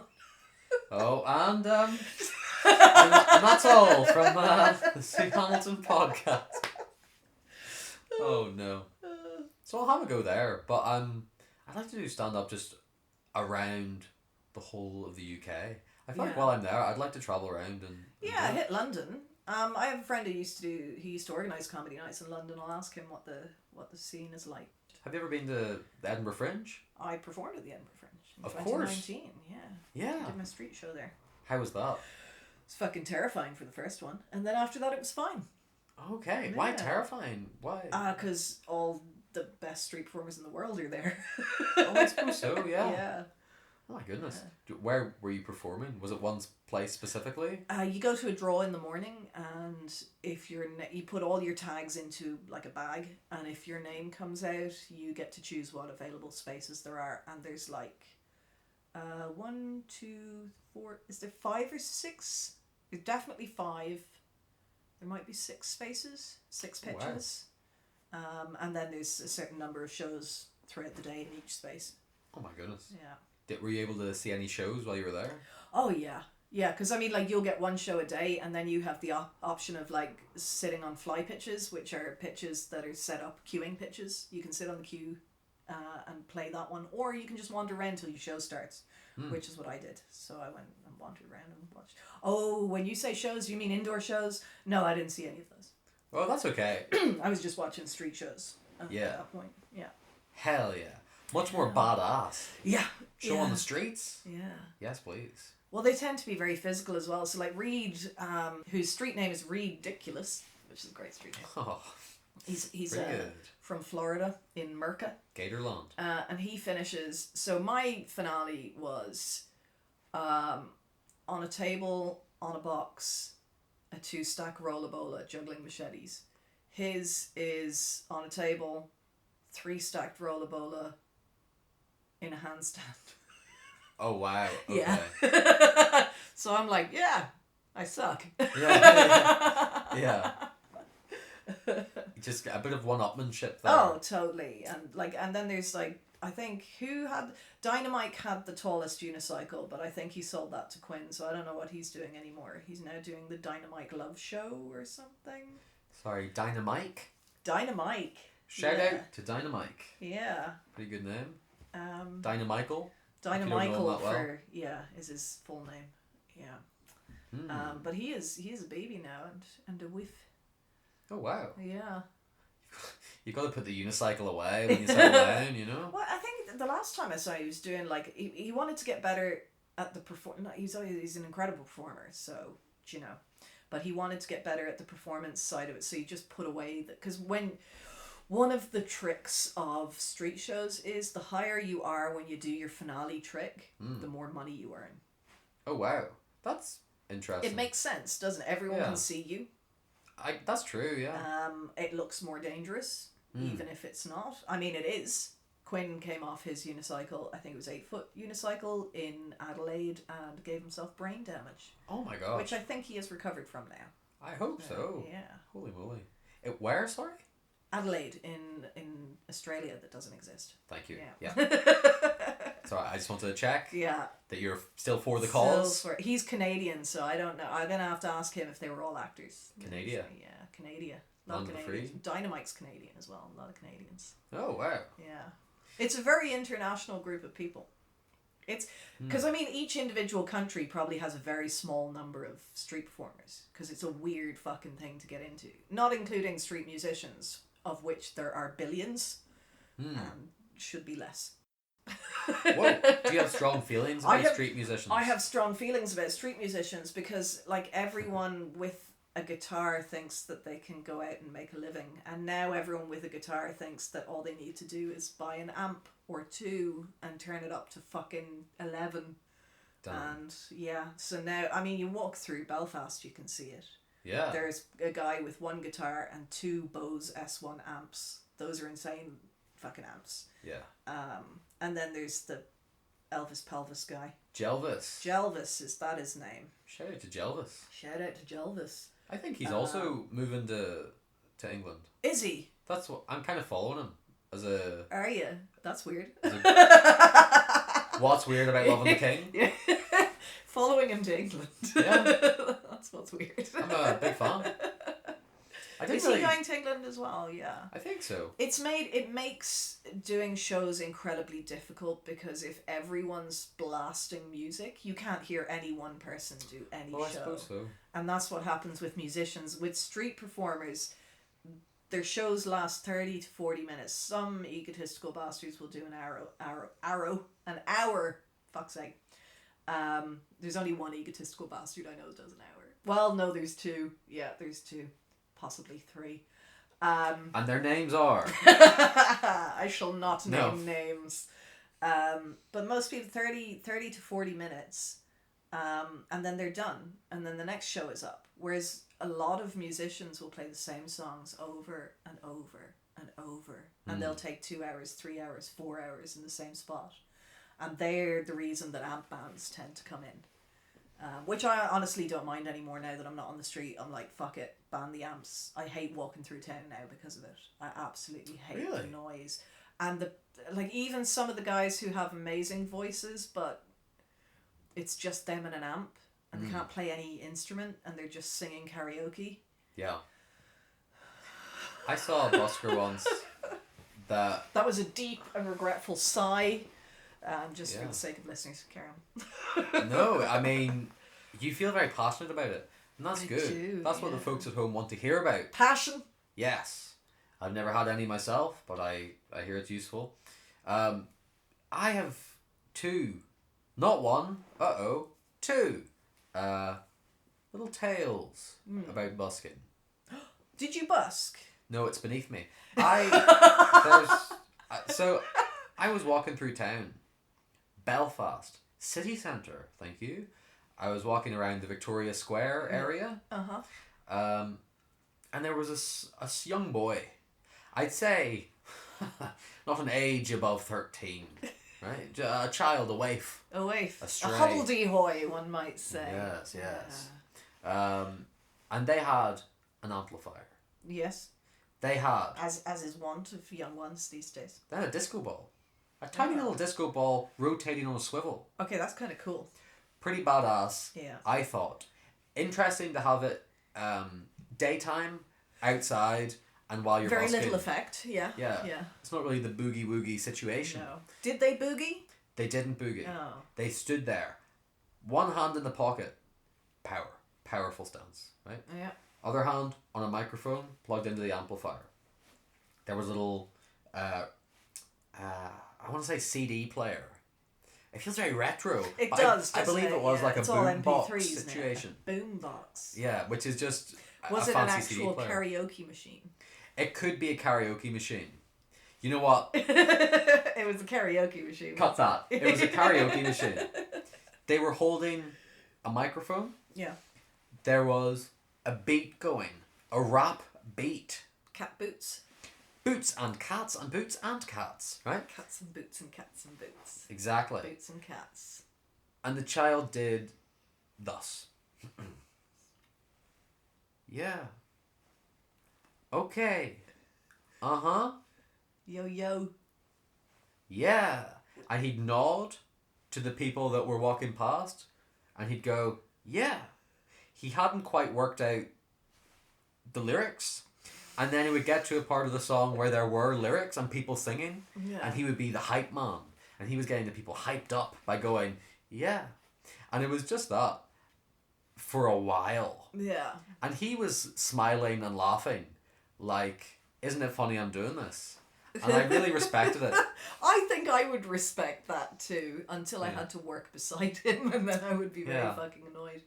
It was an interesting choice, but I've never respected someone more because it was just the commitment to something so low energy and also laughing at themselves going, isn't this kind of nuts? Yeah. And then it's like, yeah. Yes, it is nuts. It was beautiful. There are some incredible musicians, particularly in London, some of the boys there, and they sing their own songs, they write their own stuff, they play their own instruments, like they're good. They sometimes they have loop pedals, sometimes they little, they have the whole setup. And they actually perform. And I love that. And I loved watching them. John Chalice is a good example of that. What does he call himself? I always call him John. He's got a street name. I can't remember what it is. John Chalice. Yeah. With an Chalice? S. With Is an that... S, not a C. Ah, Chalice. Chalice. No, it's S at the end. Ooh la la. It's pretty good. Jean Chaly. Very good.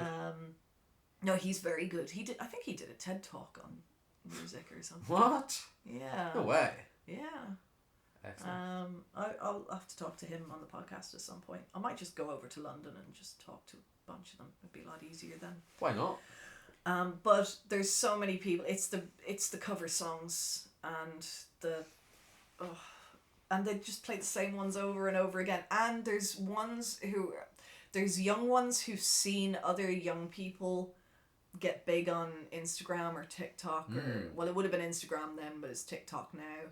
And so that's what they're doing it for. They have no interest in gathering a crowd. They have no interest in performing to the people who are in front of them. All they're doing is trying to get views on Instagram. And they don't realise that they're actually obliterating an income for some people. Like, they're actually destroying an environment in which people used to make a living.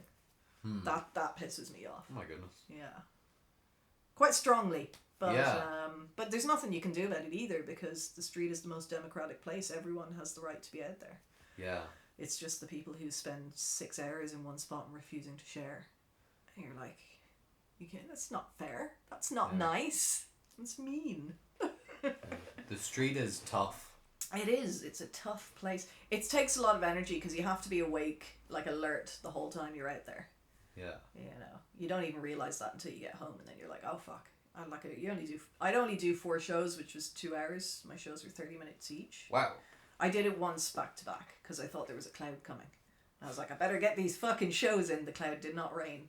Oh, I was so tired. Oh no. Like 2 hours. Is it the same crowd that watched the first time, or would you shoo them? Oh, you give them time to walk away, and then you start gathering your other crowd. In Dublin, you can do that pretty quickly. Yeah. In other places, it's a lot harder. It depends on how much footfall you have, how many people are walking by, how busy the area is. Belfast is actually not bad for it. During the Christmas season was very good in 2019 for me. I was on Grafton Street once. Grafton Street, Dublin, for the folks at home. Dublin. Dublin. The street of Grafton. Ah, yeah. City of Saints and Sinners, what? You know, there used to be a temporary sign that was on Grafton Street that said temporary sign, and it was there for 20 years. And then one day it was gone. And it truly was temporary. That's kind of beautiful. It is. It's like modern art. I'm happy that I got a picture of both it there and it not there. Yeah. Did you really take a photo of it not being there? I took a photo of the temporary sign because it had been there forever. Yeah. And I was like, not very temporary. And then it disappeared. And I was like, oh, well, I guess it was. And I took a picture of its absence.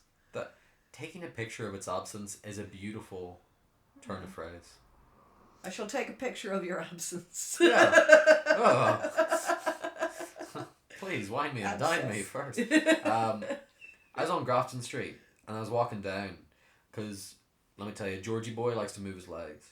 I was there with a guy I lived with. Yeah. Who was a character. Was he also moving his legs? One more than the other. Okay. So going in circles, yes. essentially. He also had a penchant for the leg moving. We were walking down the street. I love a good penchant. Penchant. There was a guy who was in my class in school who was busking on Grafton Street. Lovely musician. Beautiful stuff. There were other buskers on the street. We were watching this one. We thought, that's great. Around the corner came someone with a charity box. Yeah. And I thought, George Robinson, I give to charity. I'm a good man and very handsome. And I was going to give money to the charity box. What was the charity? I don't care. It's all the same. I think it was Macmillan Cancer. Oh. Anti-cancer, Does not pro. Does Macmillan have cancer? Yeah. Riddled. Because they had the yellow sunflowers, which is their sign. Or they were autistic. Do autistic people wear yellow sunflower things? Yeah. They have a sunflower lanyard. It's the sign of an invisible disability. So autistic people sometimes wear. So that you can recognise that they have an invisible disability and accommodate them. That's... You know what? Good information. Good information to share. Maybe it was just someone who was autistic with a bucket. Is this going to make your story make more sense? Yeah. Because they were really angry that I put money in the bucket. They're like, that's my bucket. I'm going to the beach. You know. That would make a lot of sense. But I was going to put money in the bucket. The person I lived with, character, the one who also walks, he grabbed me by the arm. Yeah. And he said, don't do it. And I said, whoa. Dramatic. And I said, why? What's wrong? And he goes, you never know who they really are collecting money. True, they could be lizard people. They could be lizard people. And I said, what? I've seen V. And he said, and I quote, they could be the hunting saboteurs. The hunting saboteurs? Yeah. Do they saboteur while they hunt and therefore never catch anything? Or... Just bad hunters. Yeah. And they call themselves saboteurs because they're just shit at hunting. People who hunt for sport, they try and stop them because, Or do they hunt saboteurs? Hunting saboteurs. That is, you know what? That's a bit of a fun game. That is, yeah. Find a saboteur, hunt him. You know the way to spot saboteurs? They have clippers. No. Yellow lanyard. If you see someone with a yellow lanyard, seize them. And then hand them over to the hunting saboteurs. Hunting saboteurs. But it really tickled me. This guy loved hunting. What did he hunt? I don't actually know. Did he eat the foxes? things Probably. Oh dear. He was like kind of an aristocrat. You hung out with a circle walking aristocrat that was also a hunting saboteur, or didn't like hunting saboteurs. He didn't like hunting saboteurs, but he did like hunting foxes. Loved hunting. He was kind of to the manner born, like nobility, and we lived together. Not my choice. Fine. You know what I mean? Overall, fine. But that always stuck with me. Just the having a nice time with someone. Yeah. Gonna put money in a box. Someone grabs your arm and goes, "They could be the hunting saboteurs." So now every time I put money in a box, you whisper. Very often, "Are you a hunting saboteur? Are you a hunting saboteur?" Yeah. Are you gonna sabotage any hunts? You know, that type of thing. They don't like when I do it. No, I can imagine they don't. Because you're outing them, and that is uncomfortable for people. Yeah. Sorry if that was too political and too real. Oh, it was very real. Yeah. We might have to cut it. It was so real. Yeah, cut that out. Snip, snip. Yeah. That was pretty mad. There's a busker in Belfast. Oh, yeah? Who sings opera. Yes. Have you heard him? That would be the opera guy. Opera guy. That's Ryan. Do you know Ryan? No. Wait, what? Are you doing a bit? No. Do you actually know him? Yeah. He's great. Yeah. I was doing street shows here when he was here when I first arrived. Is he still doing opera stuff here? I've seen him about now. Because he was doing again. Liverpool and places the last time I talked to him. He was saying to me that I'd do well in Liverpool if I wanted to hop on a boat. But I since have stopped street performing. It's not that I've stopped, I just haven't gone back to it. Yeah. And I think what I'm thinking about doing is, so at some point, oh shit, I better check my dates. I might have double booked myself again. Oh. At some point this month I'm doing blended. Oh, nice. And I'm going to do my blockhead routine for that. Nice. So I might go back to the street and start doing like little 10-minute shows, blockhead, and actually earn a bit of money, but also get the practice in for jokes and stand-up and stuff like that. What's your blockhead routine, can I ask? It's when I hammer a nail into my face for the entertainment of others. What? Yeah. Oh my god. Yeah. That's pretty crazy. A friend of mine taught me how to do it. No, that's no friend. I told Nathan Carruthers I would teach him how to do it. Really? Yeah. Nathan Carruthers, great comedian. Yeah. Also, buy your tickets for Blended. People at home, see Sue doing her blockhead routine. It'll be class. If I knew the dates, I think this won't be out until after that's done. Oh. But go to Blended anyway. Blended's great. Yeah. Find where Sue's doing stand-up. Go see it. Great stuff. Also Nathan Carruthers, who's a very good comedian. Yeah, he's alright. He's got the weirdest style. I love it. Yeah. It's just so fucking hectic. He's great. He's a real comics comic. Yeah. Because the audience hates him. Yeah. But like, and he hates himself, so it's all good. As he should. Yeah. No, Nathan's great. I love Nathan. We're really good buddies. He's got his. I don't know if we're allowed to talk about this on the pod. What are you gonna talk about? He killed a man. No. At the time of recording. Just now. Yeah. That was now. That was me. Yeah, you said it. He killed a man. He did. Yeah. Lin Manuel Miranda. So Revenge. Nathan, tonight. Tonight Nathan has his solo show. Yes, which I'm not going to because it's too far away and I'm autistic. Autistic people can travel. No, we can't. Look, if I had my own car, I'd just hop in a car and then I'd be there. But having to take public transport to places is, fair enough. Is shit. Yeah. Yeah. And you have to wait outside and then you have to get on a bus with strangers and then, I don't like it. I've had enough. Yeah. How would you feel about driving? I'd feel okay about driving. Yeah. Can you drive? I can drive. I haven't driven in quite a while. I am going to get a car again. That is part of the mission for this year. And the year is quickly running out, so it might be next year's mission. Yeah. But yeah, once I'm driving, I'll be able to turn up to people's shows and stuff because I won't. Because like if you get public transport from here, it's an hour. It's not an hour's drive. Yeah. It like in some time if it's in the center of town, I could probably get in there in like 40 minutes. If it's anywhere outside the center of town, it's like an hour, sometimes more, depending on the buses you have to get. Yeah. You know. A bit inconvenient. Oh, it's awful. Yeah. And then getting home.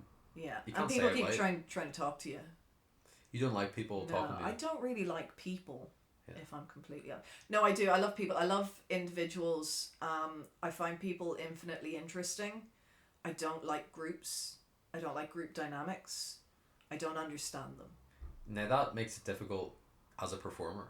Oh yeah. To bring it back to the central theme. Not as a street performer, because you turn up, they're all autistic.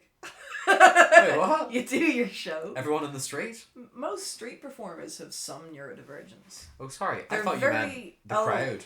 No. You're looking for yellow lanyards. You over here. You here. Yeah. You. I'm pretty like I only found out after I'd spent loads of time with them, but then I was like, do you know what, that makes sense, because they were the most normal bunch of people I ever met to me, but they're complete weirdos to everyone else. And there's no real dynamics. It's all one-on-one. There's no, oh, this person is special because, and you need to know the rules. Whereas in comedy, there's a lot of that. There's a lot of these sort of social hierarchies, and I don't understand them, and I don't know who's wearing what, and where I'm supposed to be in it. And I've never liked anyone assigning a space for me anyway. It's like I would rather be treated as an individual. Yeah. So yeah, and that's how I treat people. I treat them all as individuals. Everyone gets the same level of respect.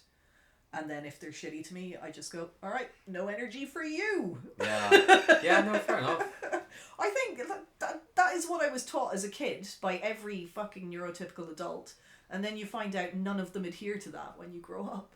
Yeah. It's nice in theory. Yeah. In practice, it's hard. Nobody fucking adheres to it. Yeah. But I don't understand, I had to learn one-on-one social interactions. So I did that by reading books. Did you? I did, yeah. Books about social interaction? Yeah. Oh, wow. Yeah. What? Because watching TV did not work. Yeah. I learned that, but there's very little research done into group dynamics, except for chimps. But they tend to finish up their sort of like, if one chimp has a problem with another chimp, they tend to murder each other. Whoa. So you can't really use that. It's not applicable to human society. Yeah. You'd hope, yeah. But also with women as well. So there's this thing called relational aggression. Do you know what relational aggression is? No. It's basically the way the whole world is going now, because out and out aggression is no longer socially acceptable. But men, when they feel aggressive about something, they often will just say it, or they will do something, and you will go, aha, this person is feeling aggressive about something, and then you can resolve the issue. Women don't do that. Women communicate through relational aggression, which I don't. Autistic women tend not to communicate through relational aggression. Some of them learn it, depending on how high masking they are. But I never did, and it's something I only found out about a few years ago. So if a woman gives you the cold shoulder, and this is why there's a lot of difficulties between men and women as well, because men don't really understand what's happening either. They're just like, oh, she's you know that whole, if you don't know what you did, I'm not going to tell you. Yeah, that's relational aggression. Oh wow, okay. I didn't know there was a name for it. Yeah. Cold shoulder, talking about people behind their back, gossipy, sort of the nastier side of relational aggression can be really cruel and really nasty. But women will use this to communicate with each other. So what they will do is they will be vaguely upset with their friend, and then their friend is supposed to pick up on that, know why their friend is vaguely upset with them, and then respond in an appropriate way by either kowtowing to that person because they feel they were wrong, or giving them the cold shoulder back, at which point the other woman will then have to reassess her position, and then nothing's ever fucking said, but it's resolved. Yeah. So that's how women communicate with each other. Complex. It's very complex, and if you don't have that skill, then women are very difficult to communicate with. And there are women who are quite direct, and then there are women who communicate only in subtext. There's a spectrum of it. I get on with women who are direct, but more and more women communicate in subtext. So I end up having to not hang out with the majority of women, because I've gone, oh, they're pissed off about something, no idea what it is, and they're not going to tell me, and I'm not allowed to ask. So I just don't do anything about it. Oh my goodness. That sounds stressful. It's very stressful. Yeah. It's incredibly stressful. School was fucking horrible. Which is why, I get on with men better, because they tend to just tell you. Although there's more and more men like this now as well, because as we can sort of develop as a society, it's becoming less and less acceptable to be aggressive. So a lot of people are using relational aggression as a way to communicate. But that's not a fucking healthy way to communicate either, so we need to move past that and through just actually talking about shit. I have nothing but the utmost respect. If somebody came to me and went, I think that you were really shitty to me, I would be like 99.9% sure that I was either in my own head at the time and didn't know what was happening, or B, said something that I had no idea had any relation to anything that was going on. Yeah, oh my gosh, okay. Or C, just said something callously that I didn't think would fucking hurt anyone. That is me most of the time, but people think I'm intentional about this stuff, and I'm really not. I'm not that fucking socially clever to be intentional. But I would have nothing but the utmost respect of somebody coming and saying that to me, because what happens then is I go, oh shit, I had no fucking idea, and then we resolve it and we're fine. But what actually happens is they stay upset with me and I have no idea why, and all I can do is avoid them. Yeah. Because it's easier, because you're not allowed to ask. You're not allowed to ask. Oh my gosh. Yeah. Well, you know what? That's the thing about women too, right? I'm picking up what you're laying down, right? Women, okay? Let me tell you. They're complex creatures. They have a very complex way of communicating. Yeah. Yeah. And some of that is due to the fact that they weren't allowed to communicate openly for a very long time, socially, the way our society was structured. Some of it is because some of them are just shitty fucking people, and there are shitty people in every demographic. That's true. Yeah. And some of it, people just genuinely don't know they're doing it. They have no idea that that's how they're communicating, because everyone else picks it up, so it's never something they have to actually look at. Let me ask you this. Okay. You were talking about school earlier. Yes. I'm interested in this. Did you do any performance in school? When I was, I suppose around first year in secondary school, I did some Shakespeare theatre. It was like a weekend club kind of thing. Oh wow. Yeah. What, specifically for Shakespeare? Specifically for Shakespeare. I was like Oh, 11. Wow. I did not understand any of it. You're a regular Banquo. Sure. Yeah. Who the fuck is Banquo? He's a Shakespeare character. Oh, which one? Which one's Banquo? You know Macbeth. I do know Macbeth. Not him. Macbeth's friend. Oh, Banky. Yeah. Banksy. Banksy. He did the paintings. Yeah. I knew it. Did you enjoy it? I did. I found, I love language, and I've always loved language, and I always found, I never understood 99% of it. I do now, because I actually read Shakespeare for fun now. I'm that kind of fucking nerd. But I didn't understand most of what was going on, but I found the words so interesting. Just, the way it was structured and the sound of them, and the fact that some of them were different but obvious. Yeah. So. Yeah. And language is a beautiful thing. It's fantastic, yeah. And it's I spent a good few years in my teenage years because people kept telling me that they didn't like the way I was communicating. So I thought that meant they didn't like the way I was communicating. Yeah. That's not what it meant. But I spent years looking into language and different types of arguments and how to present an argument and how to listen to other people's arguments, all of these ways of communicating. Rhetoric. I was looking into rhetoric for fucking years. And then I got good at that, and people still told me they didn't like how I was communicating, and I was like, okay, so it's not that. And I think I got into theatre later on. It softened my tone a lot. I still have to modulate my tone all the time. What do you mean? It does. I speak, if I were to just speak without thinking, I speak fast. People say I sound passionate, which is another way of saying aggressive. Okay, right. And I have a bit of a sharp tone. to my voice sometimes, so I have to actually actively soften my voice Oh my goodness. so that people will receive it correctly. I never would have known. No, I get good at these things. Yeah. Were you ever in like a school play or anything? Yes, I was in Oliver. Oliver. Yeah. You wanted an army of children like Fagin, you were saying? Oh, that's where it all comes from. Yeah, I was Mrs. What's-Her-Face. I can't remember. She was the one that was really cruel to Oliver. She took him in, she used to beat him. Oh my gosh. And then she fainted. And that was... I was in like one scene, I think. But what a scene. What a scene. Did you enjoy being part of a play? Did it like get your performance? I did enjoy a bit cool. of school theatre. That was in primary school. And then I didn't really do anything in secondary school except for that Shakespeare thing. What happened was, I hit my teen years, everything got harder, I started drinking. Okay. And I didn't really stop for a very long time. So I didn't do anything until I was about 17. And then I helped put on, it was a Terry Pratchett play actually. Oh wow. It was one of the Witches ones. Oh wow, yeah. With with Magrat, who married the Duke, who was actually the Jester. Or the Jester who was actually a Duke. I think I read that one. Yeah. Yeah. Yeah. I want to start reading Terry Pratchett again from the beginning. I want to read all the Discworld. I think I got up as far as Jingo.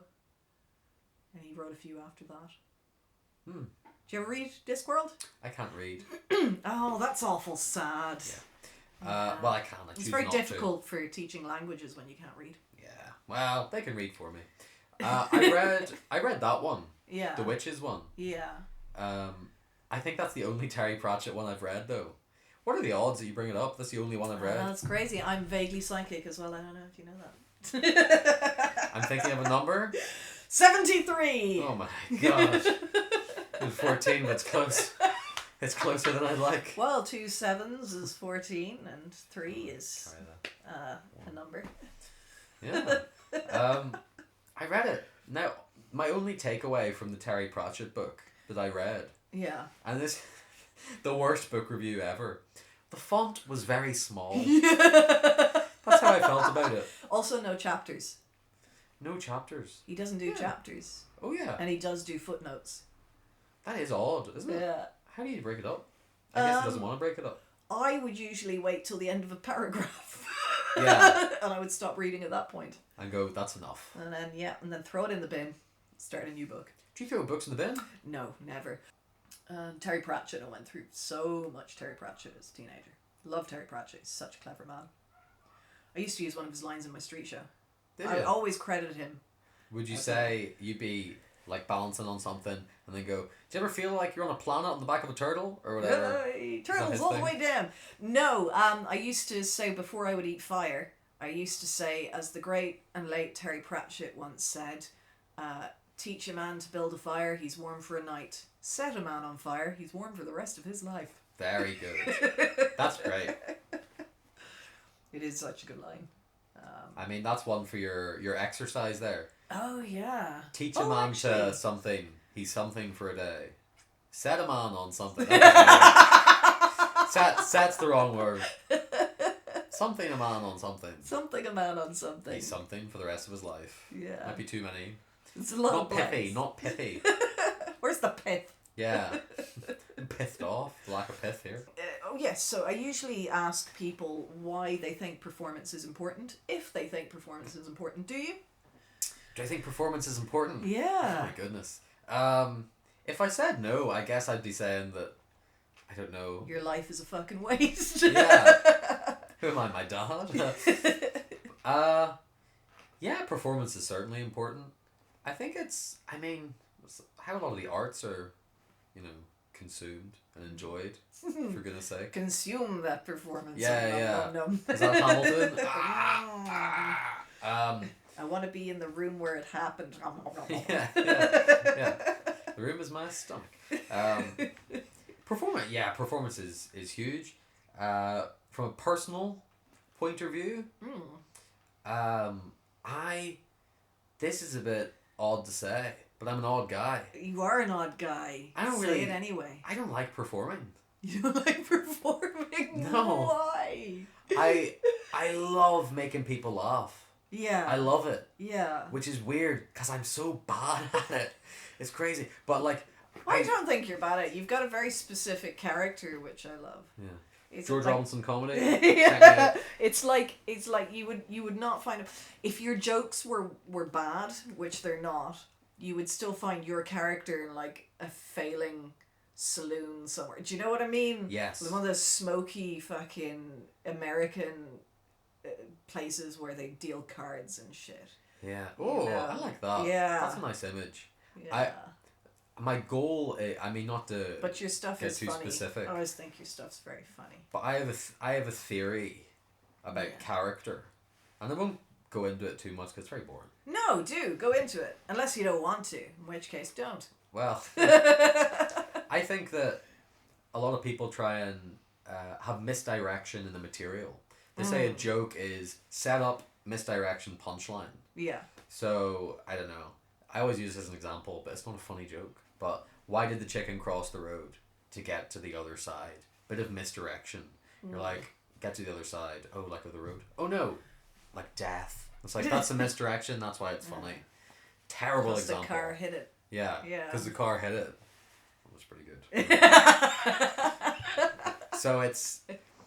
A lot of people misdirect material, and there seems to be a source of humor in that. The setup and then the playing with expectations. Exactly. Yeah. You're not expecting it, that's what makes you laugh. It's surprise, some people say. A lot of different theories. I think there's something interesting in trying to misdirect character. Right. I think that if you misdirect character by having the audience still be with you, but feeling like they don't know who or what you are. Yeah. I think a lot of comedians have like very identifiable styles. Like, I don't know, Jerry Seinfeld. What's the deal with... Oh, you're like, he's the what's the deal with guy. What's the brick wall? Yeah, exactly. Right, you're just like, he's going to make observations. Yeah. He's kind of angry about things and confused. Yeah. That's Jerry Seinfeld. Yeah. Any joke that he does is through that lens. But if Jerry Seinfeld started doing a George Carlin character, all of a sudden, it would be quite jarring. And people would go, yeah, that's not his style. If he went from, what's the deal with whatever, to these words, what are these words, you know, the whole Carlin thing, you'd be like, that's unusual. Yeah. I think there's something interesting in doing stand-up and not having a clear-cut character, but switching from kind of genre to genre. Yeah. So I think it's very easy to lose the audience, but if you can keep them with you through that, I think after a certain point, material won't matter. I think you can have terrible jokes and they'll be on board because it's the character that's the thing. Yeah.